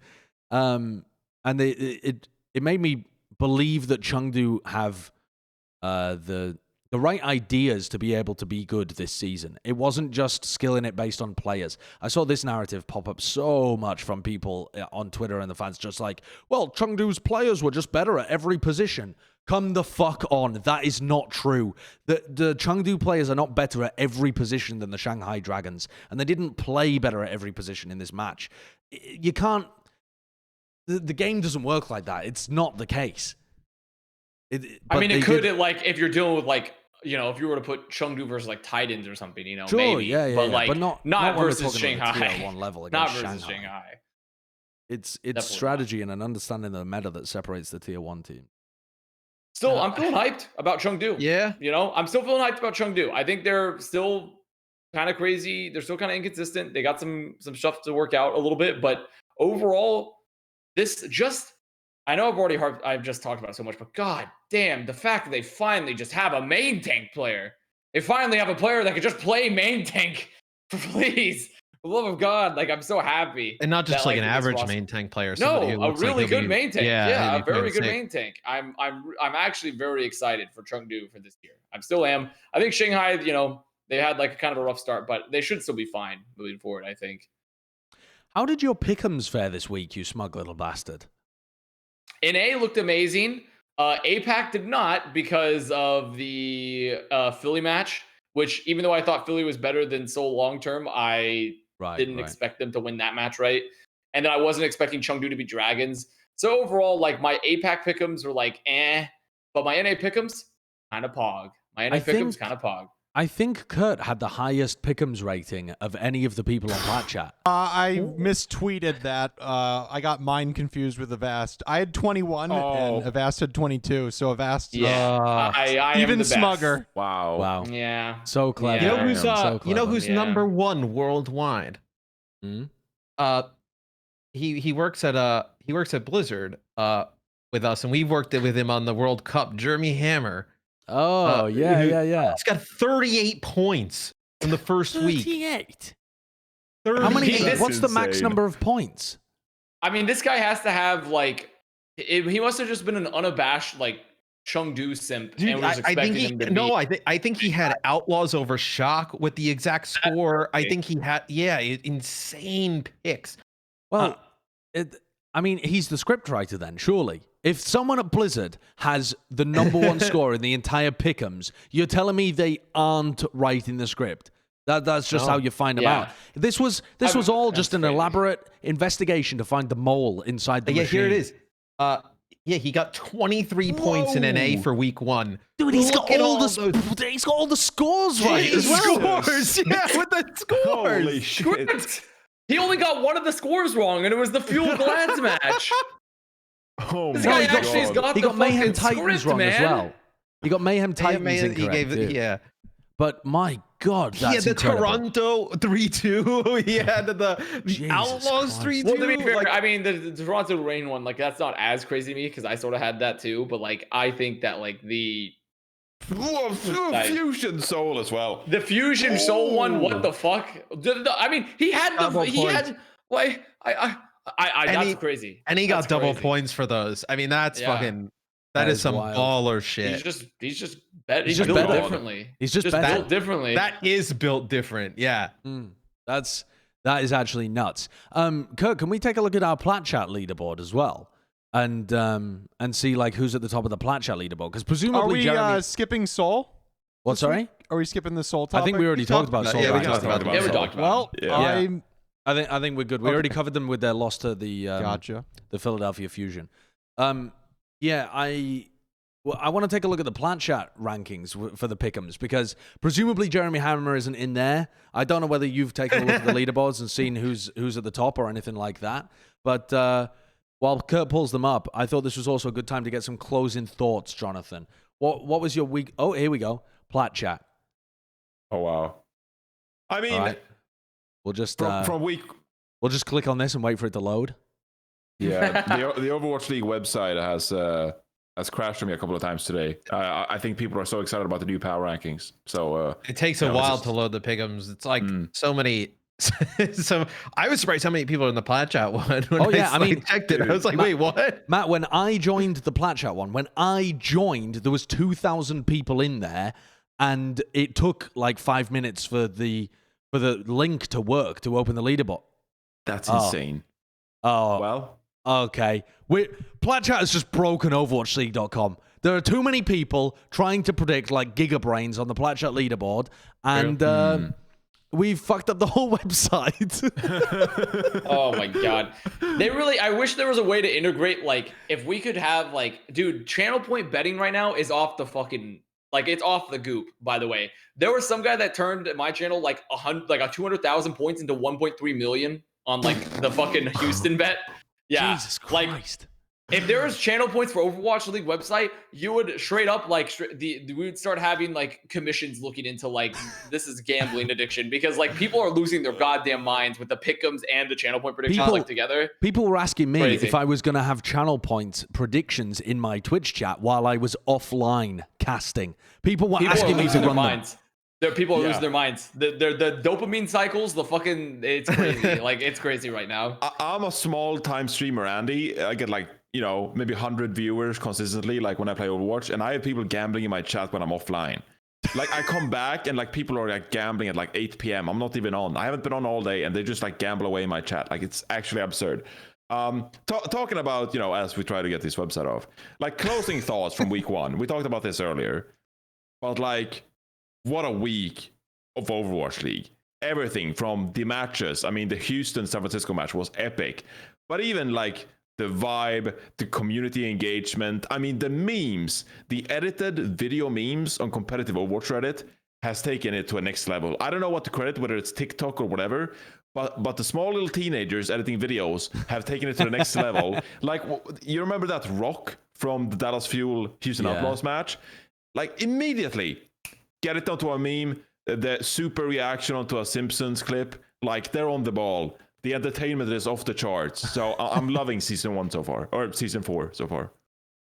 Yeah, I think the memes are. I have a clip circulating right now of me. As soon as the scrimbucks started to go down, I have a clip circulating to me saying I'm about to be an insufferable bitch on Twitter. And everyone just taking that like context and just like posting it everywhere. So it's been a really good start, honestly. I feel like this is the best start since like season 1. Legitimately, this has been the best start of a season. It's been a really, really good start. Quite interesting because the viewership doesn't reflect that. The viewership for opening week is the lowest that or for the opening day is the lowest that it's been. It's down. It was down from like 138K last year to 112 or something this year around. But I feel like engagement from fans has gone up. It's like less of just the random people poking their head in to see what's going on, and more like actual fan excitement for the league beginning. Yeah. I mean, I think there's a thread up now that's like the opening weekend of this season is the 3rd, 4th, and 5th most viewed videos on the Owl channel on YouTube. Right now. Just a really good weekend for like Overwatch esports in general. I also think in terms of the game, like I was pleasantly surprised with how much diversity in the meta there was. I think in terms of balance, like you saw so many different heroes played in not even like meme ways, like meaningful ways, where I hope that continues throughout the season. You just don't know in terms of like how balance goes and whatnot, but really strong start. And I think as well, like we have so many more sick, like we haven't seen New York, we haven't seen Hangzhou, we haven't seen the Justice, the European teams with all of the new European players. Like still a lot more to unpack in terms of what the overall league looks like. Yeah. I guess we're still waiting, but I'm prepared, by the way, for the European teams as a final thought. I'm prepared to take that copium. The European copium, it's going to be off the fucking chain when the copium starts coming through. What do you mean the European copium? Because as soon as the European teams lose, the copium's going to be through the roof, baby. They had like they had like a couple like okay-ish like preseason matches, and everyone's like, wait a minute, they're still good. Wait, Europeans? So wait, guys, why are we doubting? Why are we doubting European Overwatch? But then I'm going to be waiting. There's going to be a canister in hand. I'm going to be filling it up as the copium enters the room from Europe. And it's going to be, it's going to be delicious. It's going to be a delicious time. I think we've just broken the entire website. I don't think we're going to get to the Plat Chat. It's broken. I don't know what to do. We absolutely boomed the Overwatch League website. I don't think it was intended for the entire like enormous community to all be on the same leaderboard, apart from the global one, which probably has way more resources behind the scene. Just fucked their infrastructure, didn't we? I wonder how many people actually joined in the end. Because we had like I said, we had 2,000 when I joined, so there must have been more afterwards because we tweeted about it too. That's wild. Absurd. Actually. It is wild, isn't it? People are loving it. Now, I'll tell you what else people love. People love power rankings, and that's what we've brought in this guy for, because he was a genius last time. He's going to be a genius again, and if he isn't, gives us an opportunity to crucify him. So, and that's what we're all looking forward to. We're redoing them. Oh, listen, we're not redoing them. Here's the thing. What we did before was end of season rankings. People call them power rankings, but it's kind of wrong. What we're doing is like predicting where people are going to end at the end of the season. That shit that we did is some kind of like looking into a crystal ball looking fucking foretelling shit. It's just nonsense. It's guesswork. This is trying and see where we believe the teams are ranked in the West right now. Like week 1, week 2, beginning of the season. Who's the best currently? This is using the data that we've already got. Avast? I mean, wanna Houston's put- number one. you wanna put I think, Houston at right? I number think one? we can all agree, right? Houston's number they one right have to now. I mean, it's just right now, right? Like we're just looking at based Yeah. off this past week. like currently, today, like today. Outlaws legitimately have to be number one. The shock no at number joke, 2. The shock at number because- 2. I don't think yeah, they fall shock that at number far. 2. Yeah, I mean, I'd agree with that. Shock at number 2. For sure. What the heck are we gonna do with the teams like Washington, for example, where they haven't played yet? Should we just leave Just them at put the them bottom? just put them in the blank tab. Just take them out or something. Okay. Who the heck do we put at number 3 here?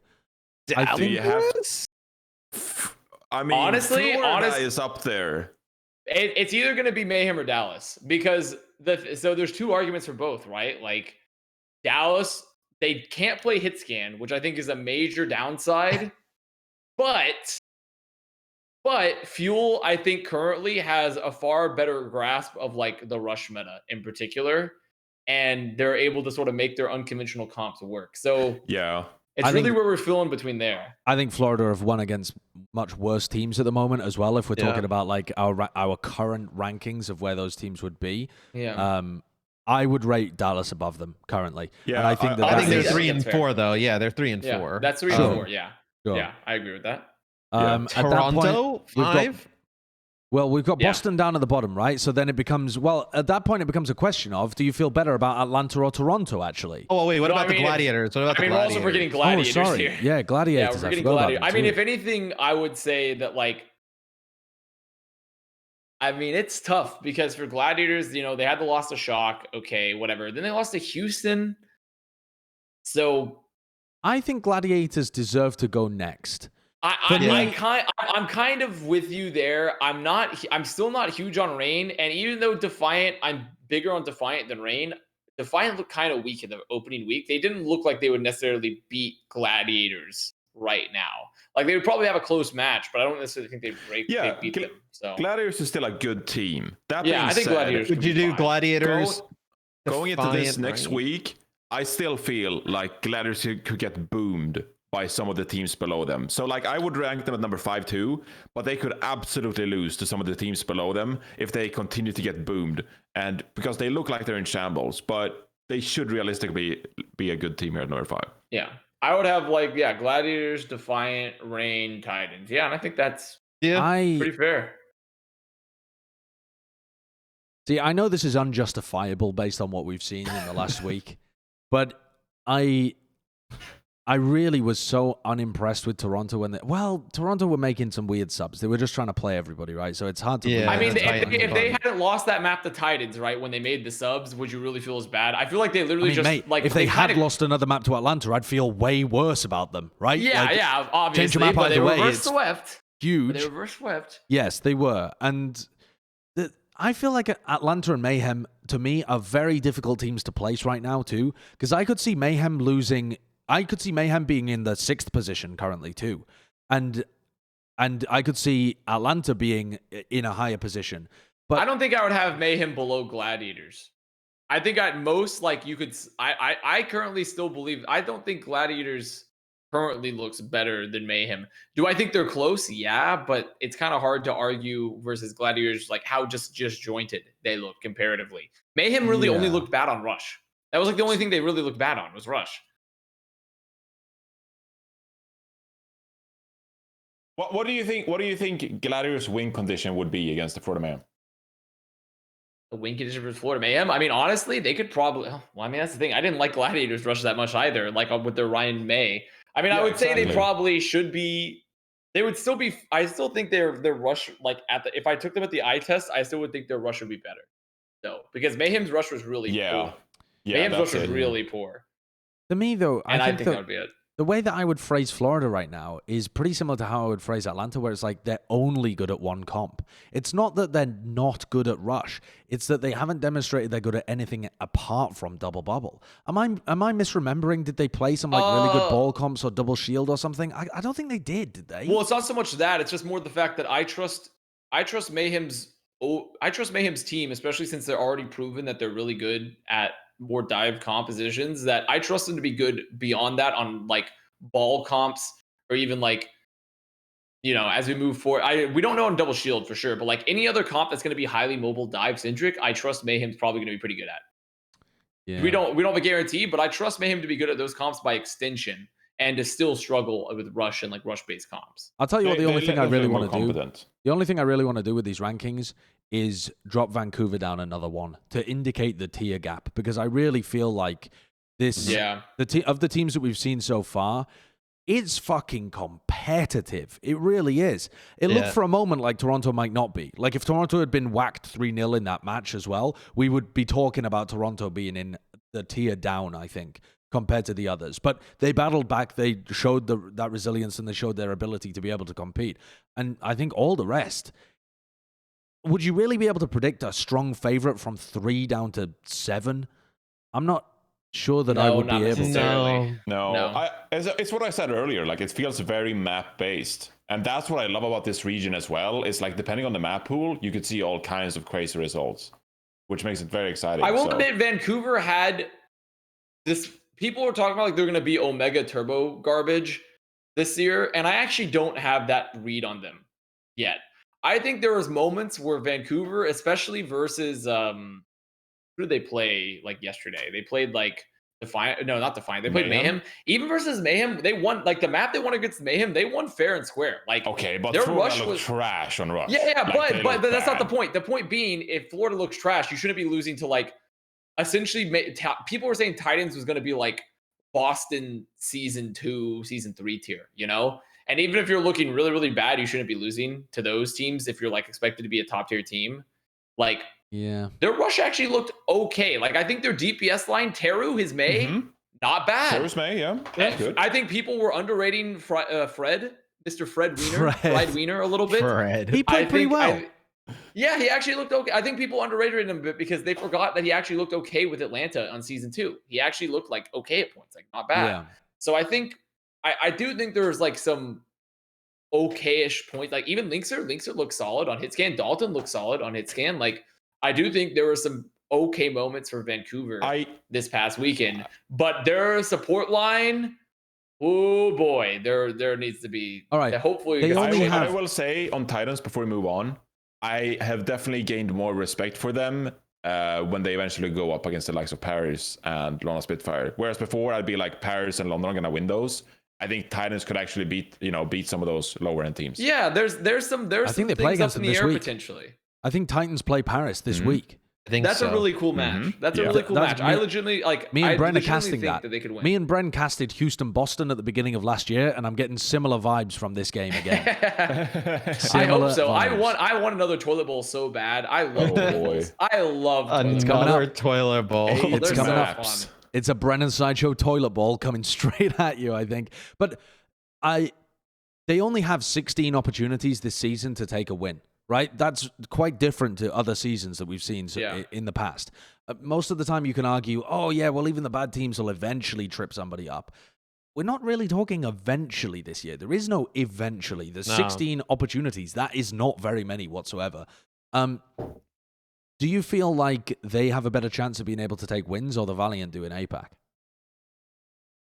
I think my gut originally just said the Valiant because of like maybe like they're able to beat like Guangzhou, or Hangzhou is not that good, or Seoul Dynasty does a Seoul Dynasty for a day or something like that. I don't know though. That's tough. I think it actually depends on how like Paris and London look. There's more beatable teams in NA. Yeah, probably. That I go at. Yeah, I'd agree with that. That's probably the real thing. It just comes down to there's more beatable teams in NA. Okay. Well, let's move on to the APAC region then, and do the APAC rankings. So, who are the teams that we haven't seen so far? We haven't seen Hangzhou. New York and Hangzhou. Yeah, it's the only two. I like that LA is just question marks. It's the Beijing Bears. The Beijing Bears.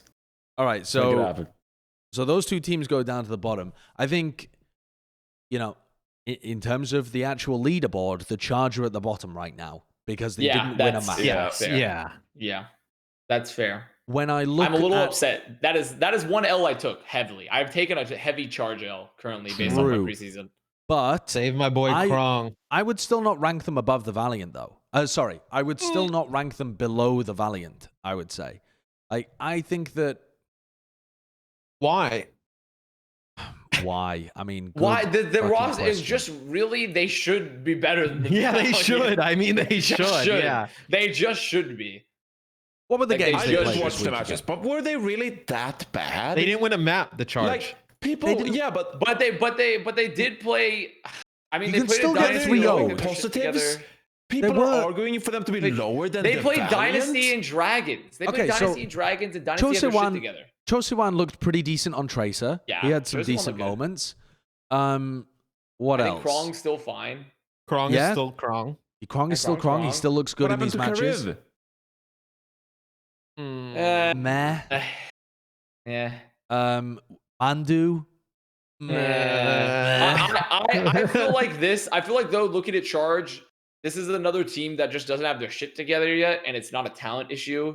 And to me, It might be. Are you still on this? You still believe? am. It might be. yeah, I do. I really do. So when we went over this before, I didn't die on this hill previously, but the reason that I ranked the Guangzhou Chargers one of the weakest teams in APAC when we did our power rankings is because I just don't believe in the talent on the roster. It's a fundamentally like opposed viewpoint to you, where I don't really believe in Kaylee.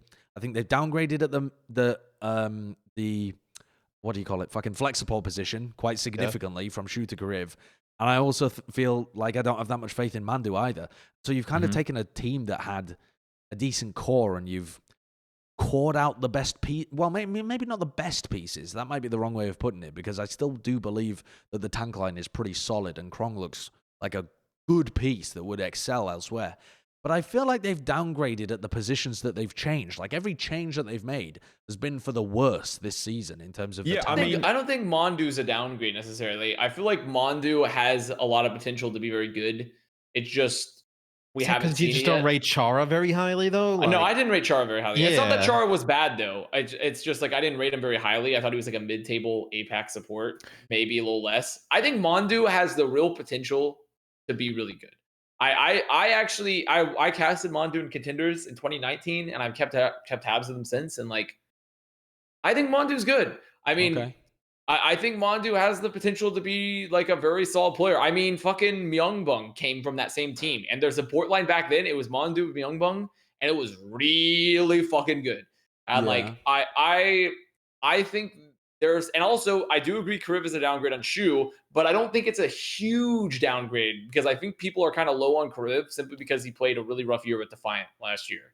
I actually do think their support line has potential. I think their tank line's still really good, and Chosewan's already proven that he's going to be pretty good. I think it's more of just like, where do they go with the rest, with their, with Kaylee and stuff like that.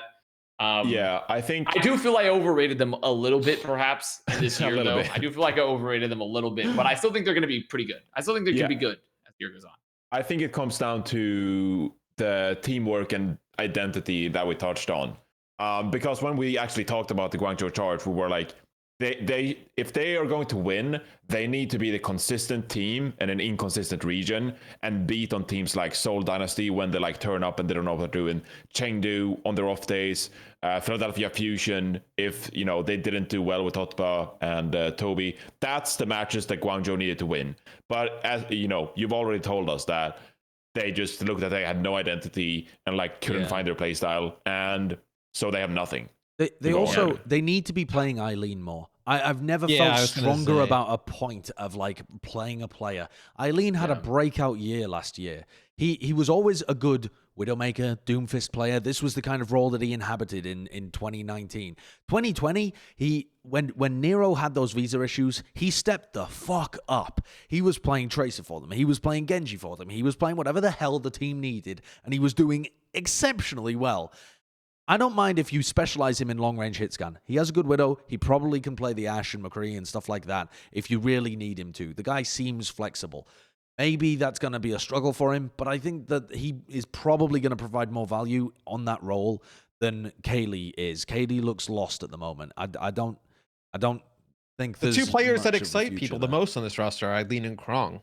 I mean, those are the two players I think people want to see. last year. Yeah. All right, so let's get into the rest of it. Are we? Well, actually, I suppose we should solve this first. Number one baby. Chengdu number one. Let's Get go. on the fucking train, baby. Yeah, I mean, I won't even fight that point. I think Chengdu does deserve to be number one. Yeah. Philly number What 2. about Philly, though? What about Philly? Because people are going to say Philadelphia beat the Seoul Dynasty. Both Chengdu and Philadelphia beat the Valiant, but you could argue Philly looked slightly better when they did that. Chengdu got kind of Shanghai.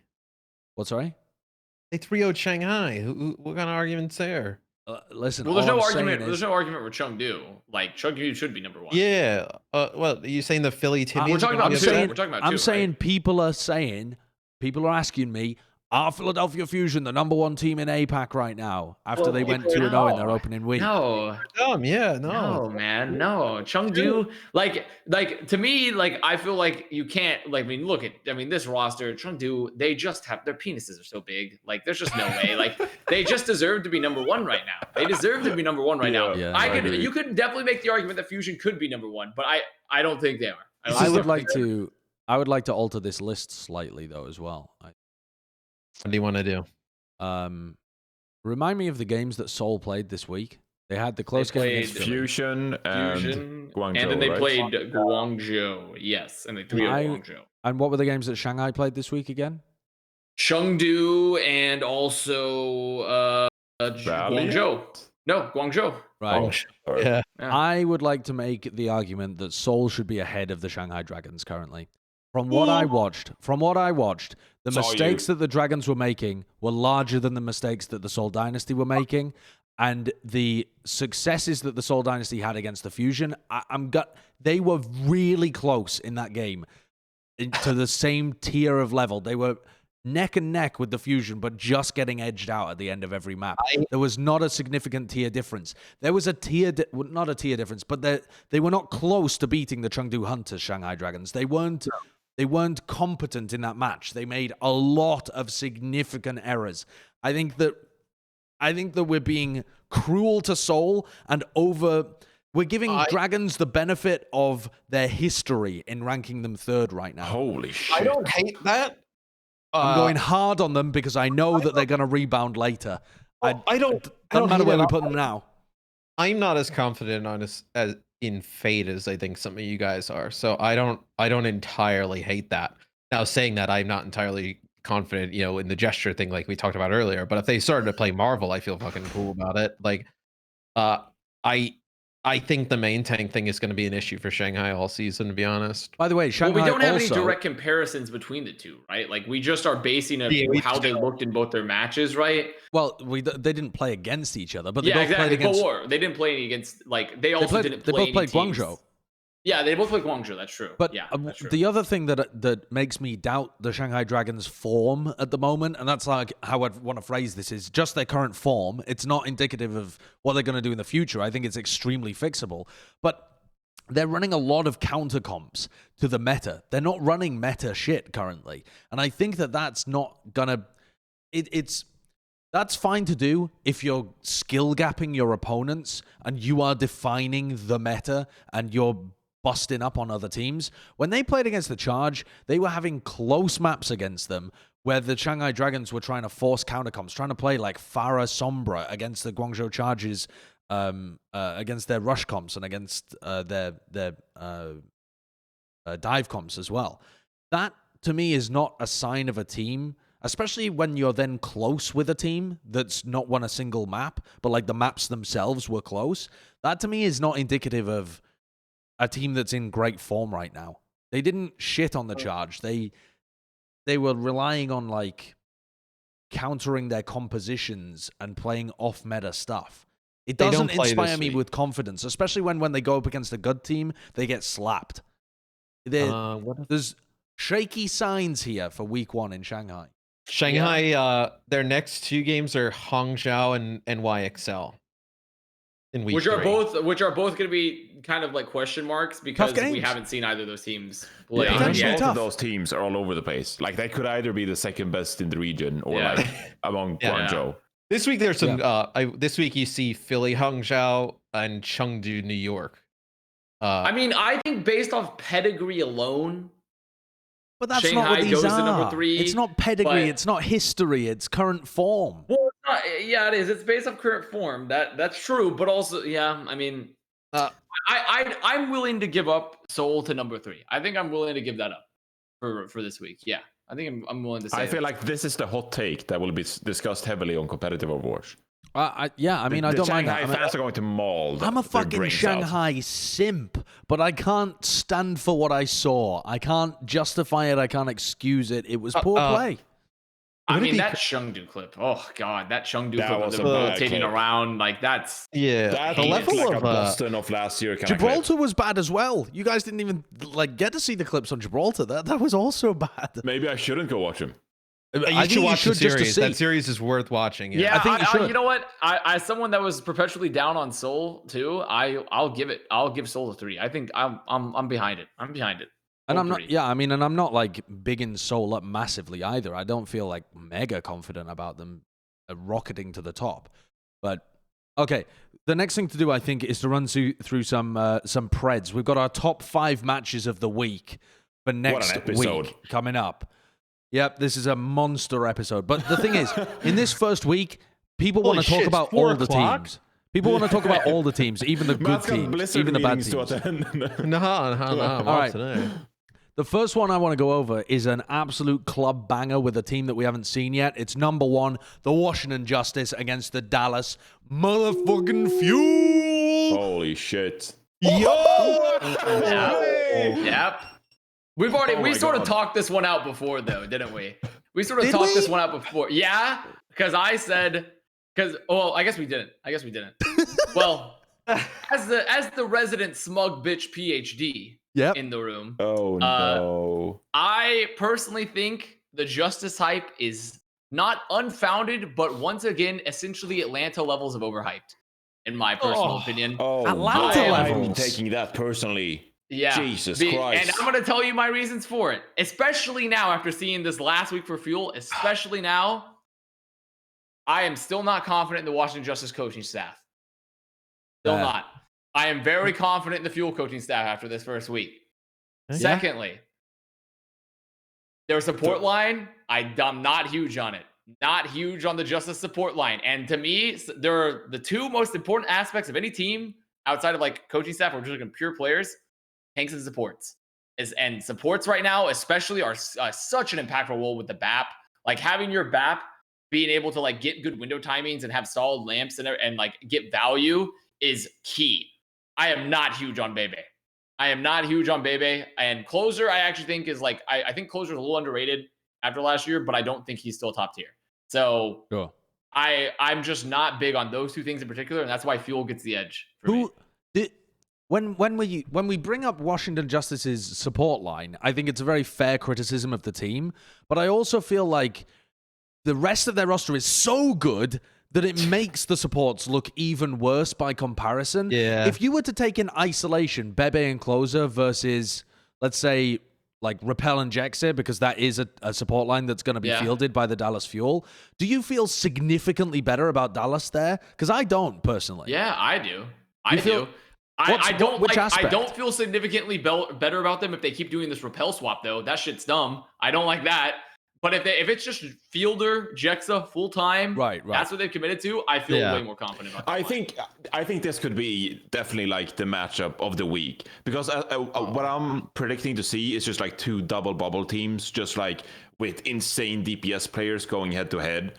But I think Washington Justice is gonna win it out. Like Sparkle and Doa, like I get it, but Decay and Assassin, I think, will just like set a new precedent in terms of DPS fuckery in the Overwatch League. And I think they're just going to take it to Doa and Sparkle. Like, Doa and Sparkle are good, don't get me wrong, but they have some hiccups. And I think Assassin and Decay are just like on another level. I'm a little bit with Josh. Like, if you, when you look at like Mag and Fury, Decay and Assassin, like, if you added a support line that lived up to like how we view those, like, who the fuck would have to be back there? You have to put fucking the Gladiators back line. Jonak and fucking Lee J Gon back there, and be like, oh yeah, sure, it fucking makes sense.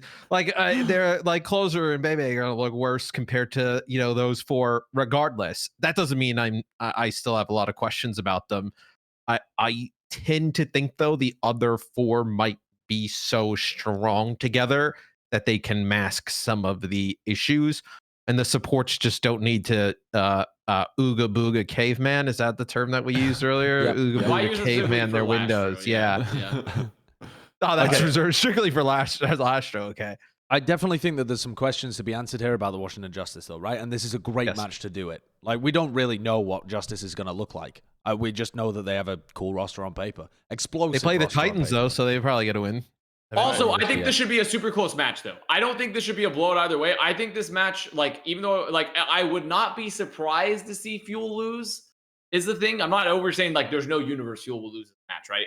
I think it would not be surprising to see Fuel lose this match, but it's going to be a really good match, I think. Yeah. I think this should be close. I'm a Justice simp, and even I could see the win condition for Dallas Fuel being like they pick like one or two heroes that just like completely throw the Justice off guard. Like if they come out with like some Doomfist comp or like some Sombra composition and just outmaneuver the Justice. Well, we don't know running Mags circles around Ryan. them. We don't really know Mags Ryan at the Overwatch League level yet, right? And that's another big question mark for me is watching how they perform. Like, sure, Mag top tier, like we've seen his Ryan, but we haven't seen an Overwatch League yet. So, like, we're just going to have to see how that, like, while Fearless, we know Fearless is a really good Ryan. And we know Hanbin is very, very good at supporting him. Well, I'm gonna see what the maps are for this one. I don't think you can see the maps I don't ahead think of you time. can, yeah. Which I think is going to be a bit of a flaw, like going forwards in the season, because the maps are preset, so I don't know why they aren't just announced before time. So, but Honestly, I don't want to be a Matt Marvin. I've always just printed from the heart. Who cares about Map the maps? Don't be a Marvin. Matt Marvin. the next game that we've got is the next Dallas Fuel one, because they play again against a team that we haven't seen yet. It's the Boston Uprising, and We're all here. we're Yeah. all going with the Dallas Fuel, All but I here. don't think it would have been crazy for someone to take a punt on Boston. But it would will be a say punt, wouldn't it? I flip-flopped a couple of times, so I don't know what snapshot Kurt got, but I was ready to go into this graphic and be like, it's either Boston or Dallas Fuel. I flip-flopped 3-2 either direction like 3 times this morning. All right. Well, what's your really reasoning believe- for? I think you're probably the highest on Boston then out of all of us. So, what was your reasoning behind Boston potentially taking it? I'm high on the Boston Uprising. I think that they'll surprise a lot of people. I think I was also looking. Yeah, now when you ask me, I can't really understand why. But Okay.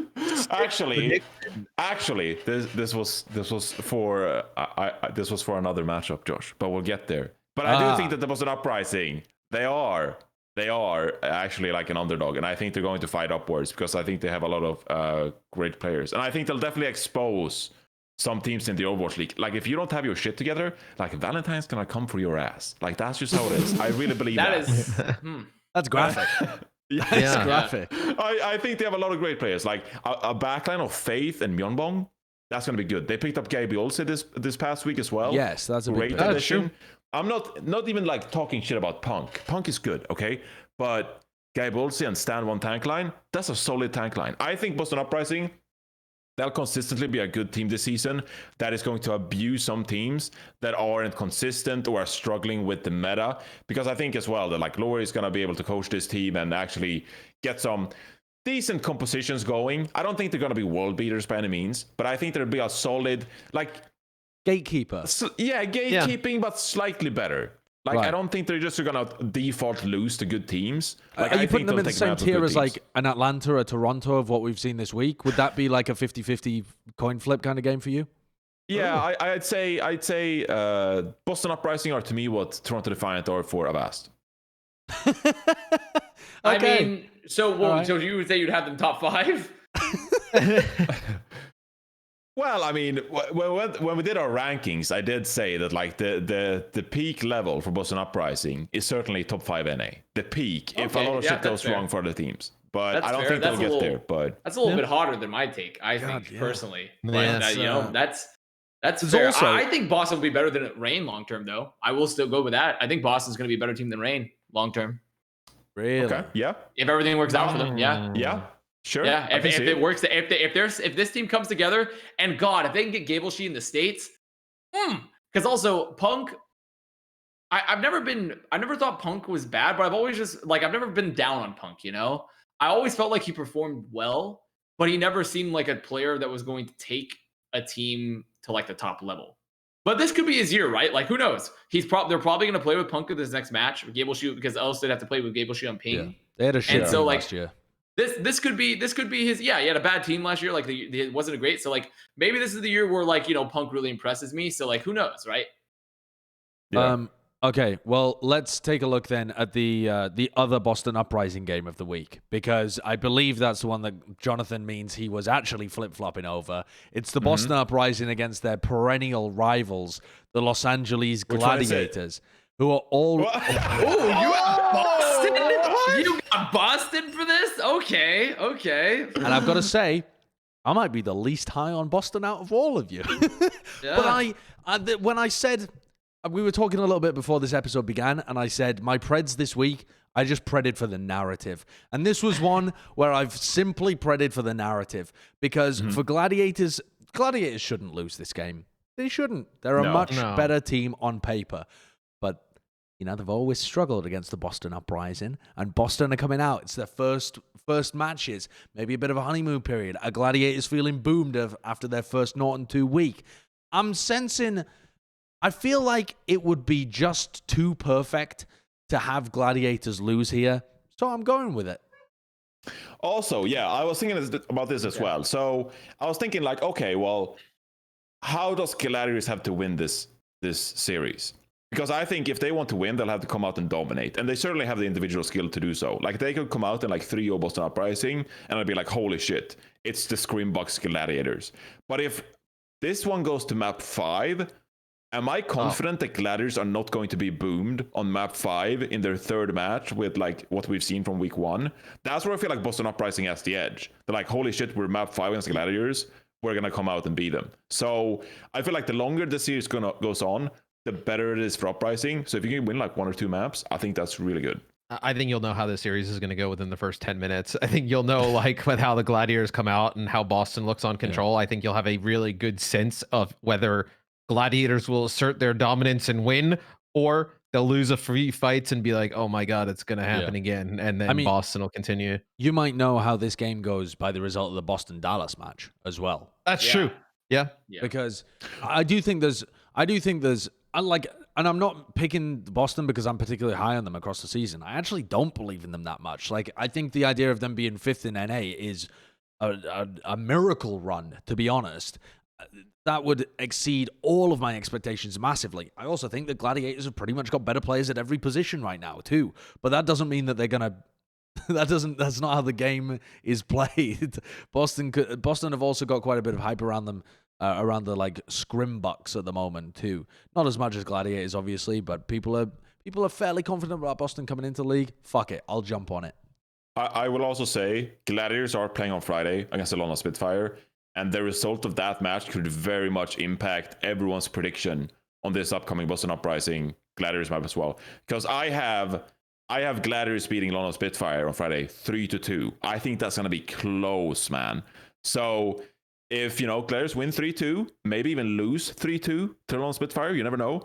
I think a lot more people will lean Boston Uprising come Saturday. I hope for Gladiators' sake they don't lose or have a close game to London. I feel like that'll have be to win. It's not out of the realm of possibility. No, it's not. But for Gladiators, they really do need a 2-0 week coming up. Yeah. Like, that's what they absolutely need. Yeah, you can't be dropping.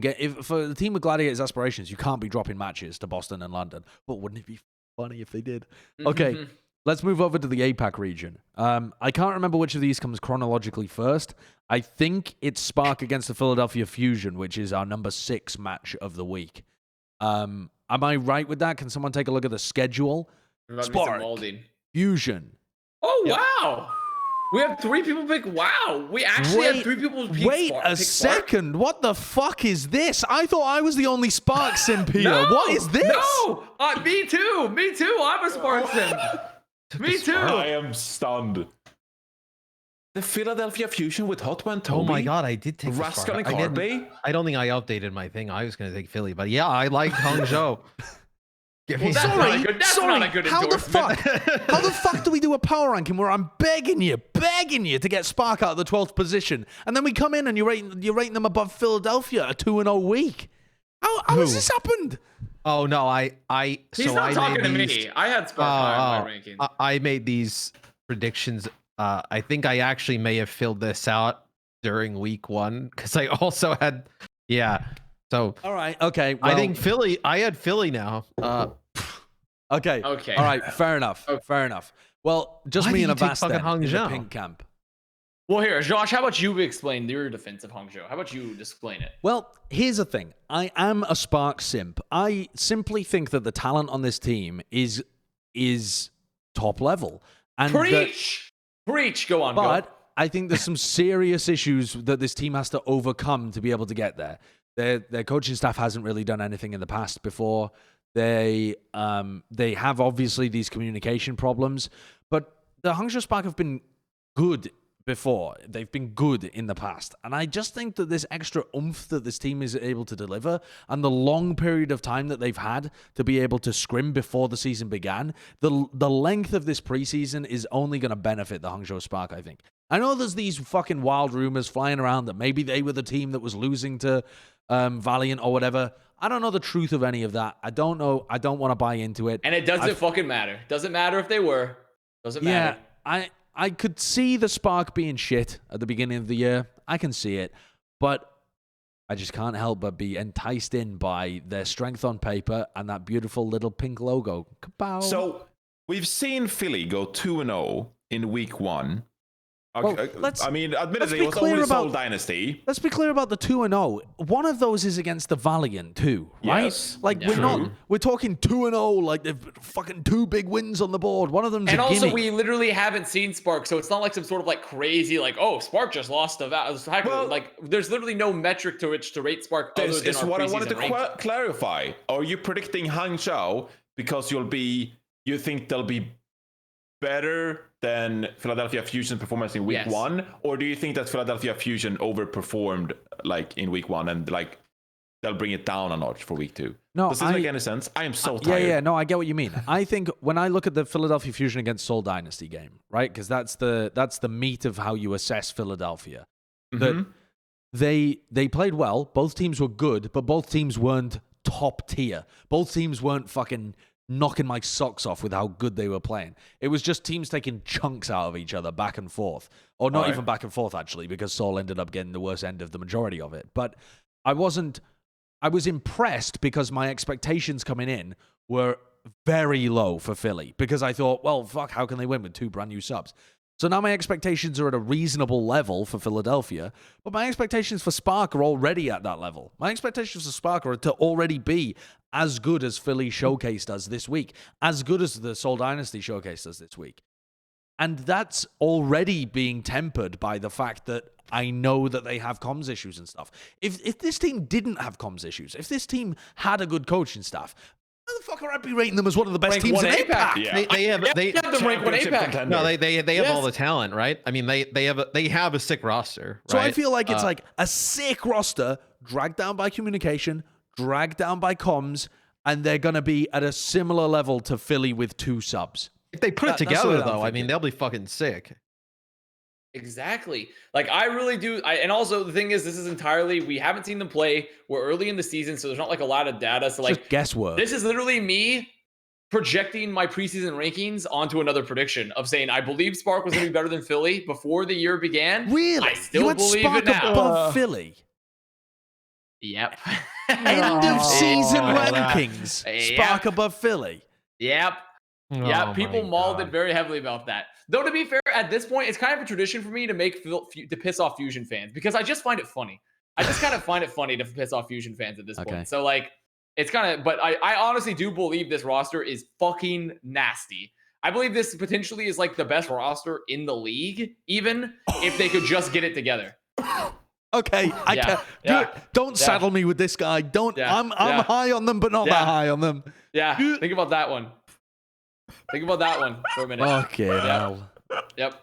You've been eating the pink I Smarties. didn't think, but it didn't matter how good the roster was because I didn't think they were ever going to be better than like a Shock or something because like they were just never going to be able to get it together enough. Okay, They were never well, going to be able to beat them. let's continue this pink trend and talk about the next Hangzhou Spark game of the week. It's them playing against the New York Excelsior. And we have not seen the NYXL either, so I am excited to see where you guys have gone with this. I feel like old Huff in the Pink Mist over here is going to be extremely high on the Hangzhou Spark But let's see.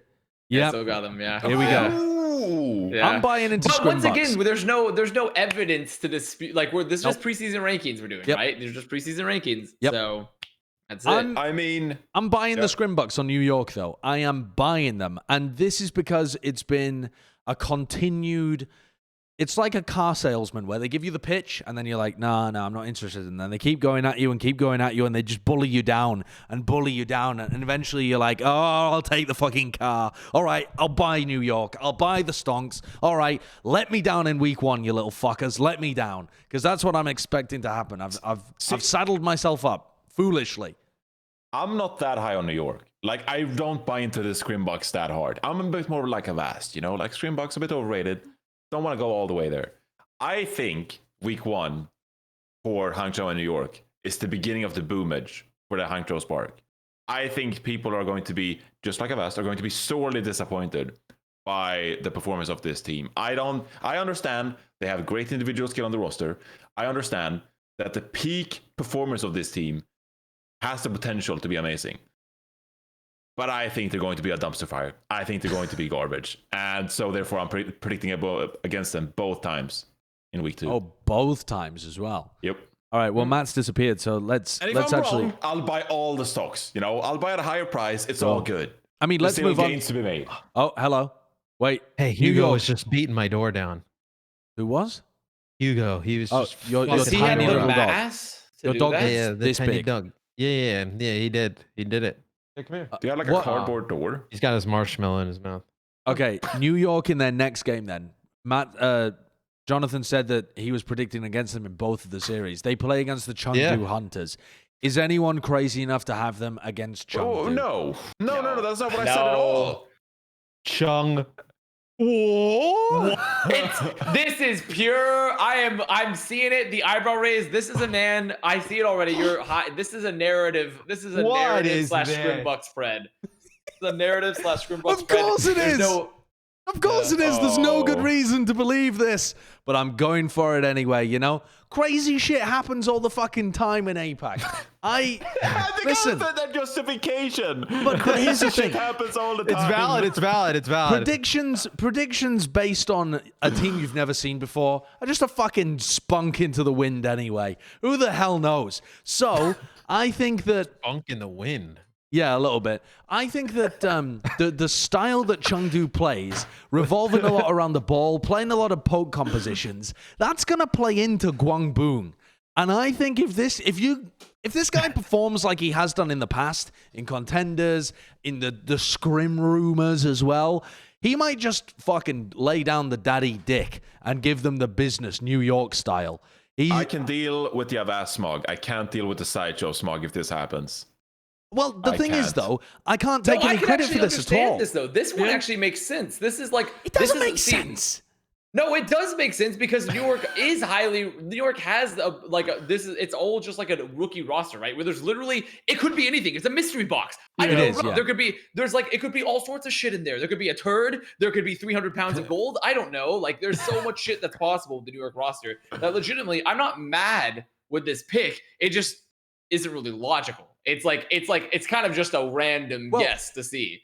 It is a bit of a random guess, except that I wouldn't feel that confident predding New York against a team where I thought that they were going to get forced into a lot of really like teamwork-based matchups or some kind of rush mirror or something like that. But I don't get the feeling that that's going to be the case in this game. I think this is going to be some good old-fashioned DPS hamming it out because of the way that Chengdu played when they came up against the Valiant, because of the way that Chengdu have been generally leaning with their comps. I think it's going to open the door quite a lot for that to be a huge factor in how they play in terms of Guangboong and one of the other two DPS getting fielded and having a large impact on the game.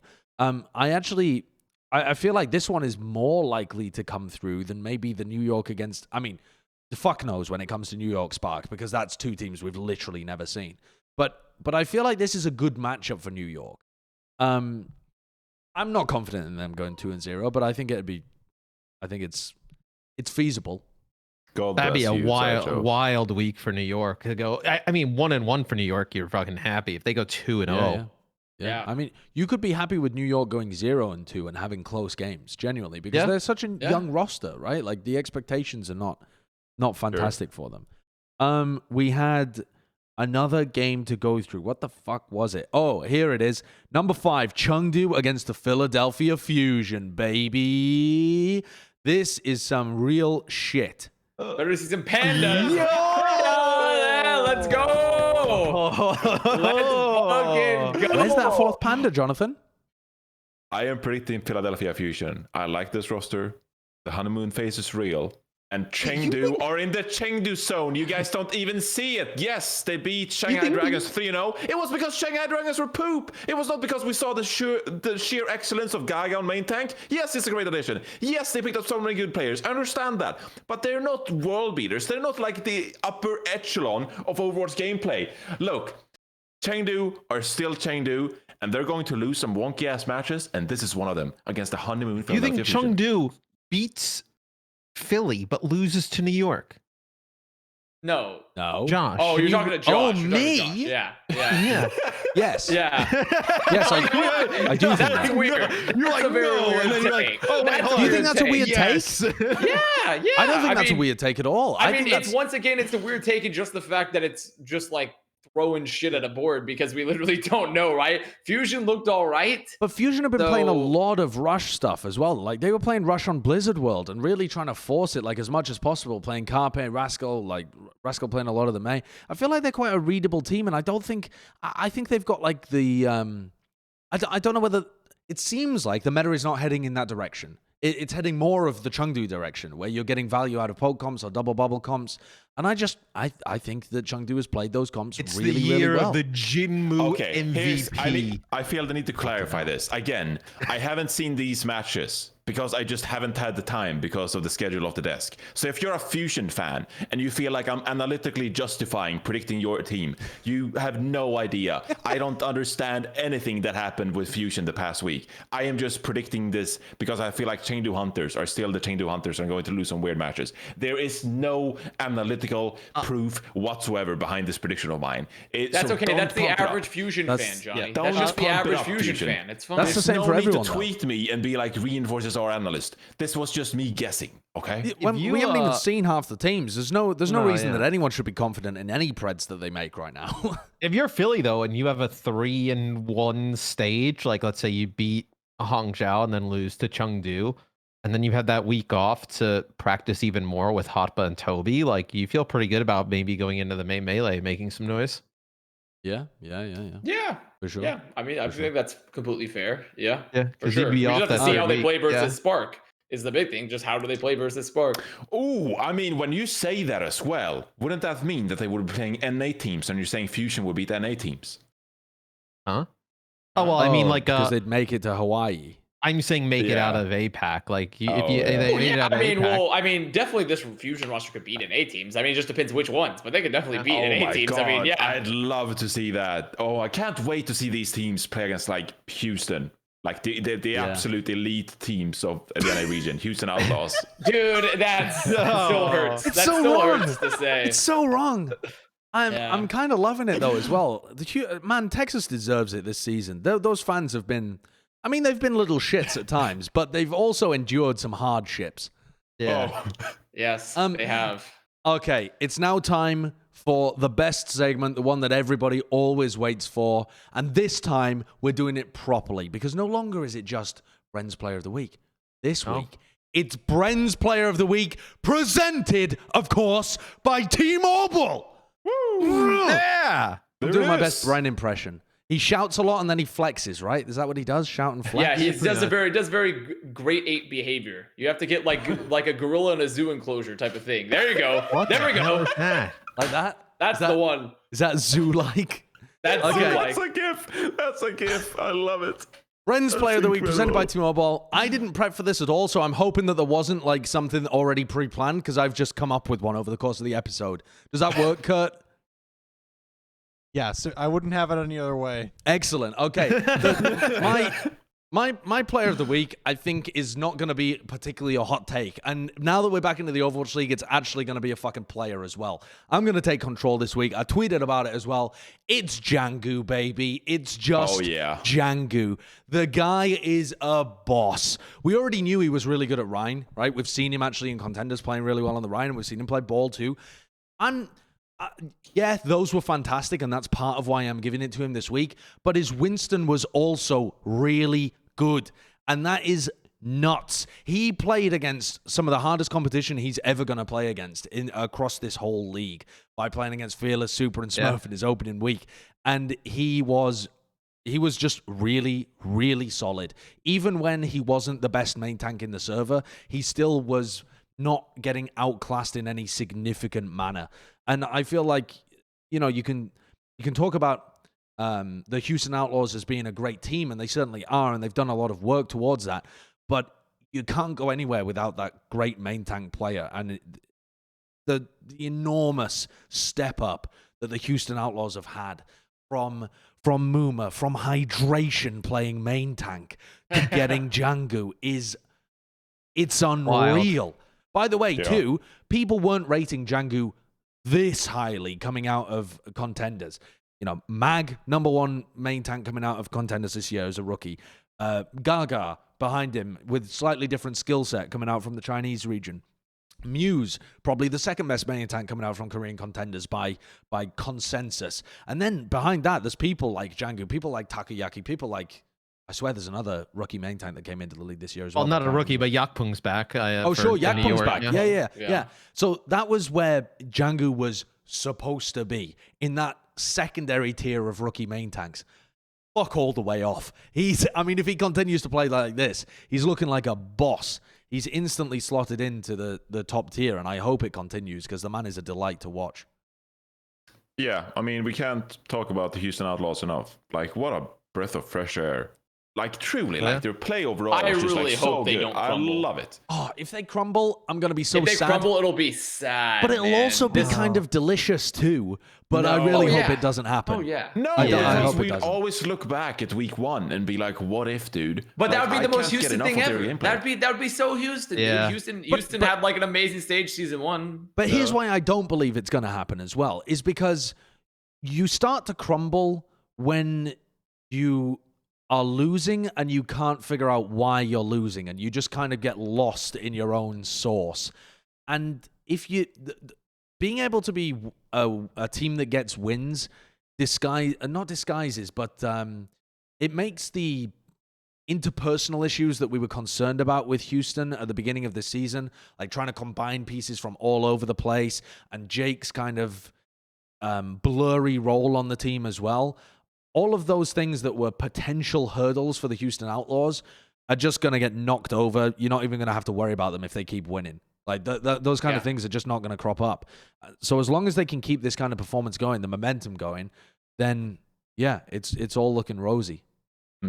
I'd say the only contender for Bren's Player of the Week presented by T-Mobile to me would probably be Sado chugging Coca-Cola. Love that. Good stuff. Oh, nice. Yeah, the 2-liter bottle. That's nice. Yeah. Oh, you know what his name is an anagram for? Soda. His name's an anagram for soda. I'm too tired for this. Did you see the clip, actually, that Logix had on his Twitch, where he was talking about, he called it a graveyard of cola bottles that were just left everywhere, because Sado buys 2-liter bottles of Coke. At the beginning of every day, Sado buys a 2-liter bottle of Coke, but then he doesn't drink all of it over the course of the day. He drinks like 2/3 of it, but then he doesn't want to drink, he leaves it, and then he doesn't want to drink the same bottle the next day because it's run out of fizz. Unhealthy. So there's just a third of a bottle, carcasses littered around the landscape. Who tweeted it? I want to find this. The Toronto establishment. It was Logix, right? Okay. Yeah, it was Logix. It was like his top clip of this week, I'm sure. But it was a clip. I don't think he tweeted it. It was just it was a Twitch clip. Yeah. But he was just describing it. I mean, he's going to melt his teeth. He is going to melt his teeth off. Melt his teeth off. Yeah, I mean, Coca-Cola's lovely. The Korean guys, like, I mean, Albert tells me that all the Mayhem guys drink a shit ton of Coke, too. Like, all of them do. So they're that's just supporting the league, because I didn't think it was that popular. But that's great. Overwatch Thank you for sponsoring the league. Coke, yeah. The official refreshment of the Overwatch League. Didn't you also like their caffeine drinks? Y'all, the Coke Sideshow? Energy was legit. Coke Yeah, Energy was Energy. good. It actually We was. got that yeah. last year. Yeah. It was pretty good, actually. Josh Yeah. is a Pringles guy. He's just wolfing down the fucking Pringles.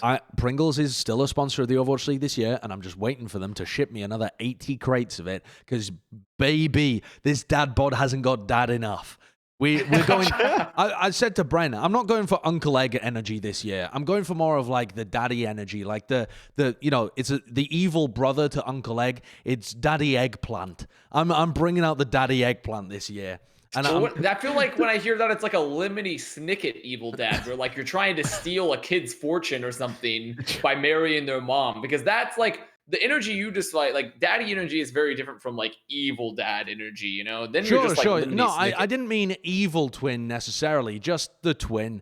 Just a twin with a bit twin. more of a different vibe. All I want really is for people to spam the eggplant emoji when I come on screen, because I feel like that would be a great way of manipulating Twitch chat. Did you see somebody made a thing where, because you were going robotic, and the one comment you made killed me when you said you turned into an NFT on the fucking show. Yeah, my whole screen just turned into a digital piece of art. Somebody made a thing where it was like half of your face is a fucking robot. Like that's what you were like. You were like the Terminator, or you just turned into Robo Show. The Reddit memes. They're on Great. fire. Love it. There Oh, it is. wow. There it is. There it What have they is. done to my face? They've done something weird to my face. What do you I mean? don't know what. Is that what I normally That's look it. like? My face is just That's you. grayer Your and face does darker than melt a everything little else. bit. Yeah, the headset melts a bit in the broadcast.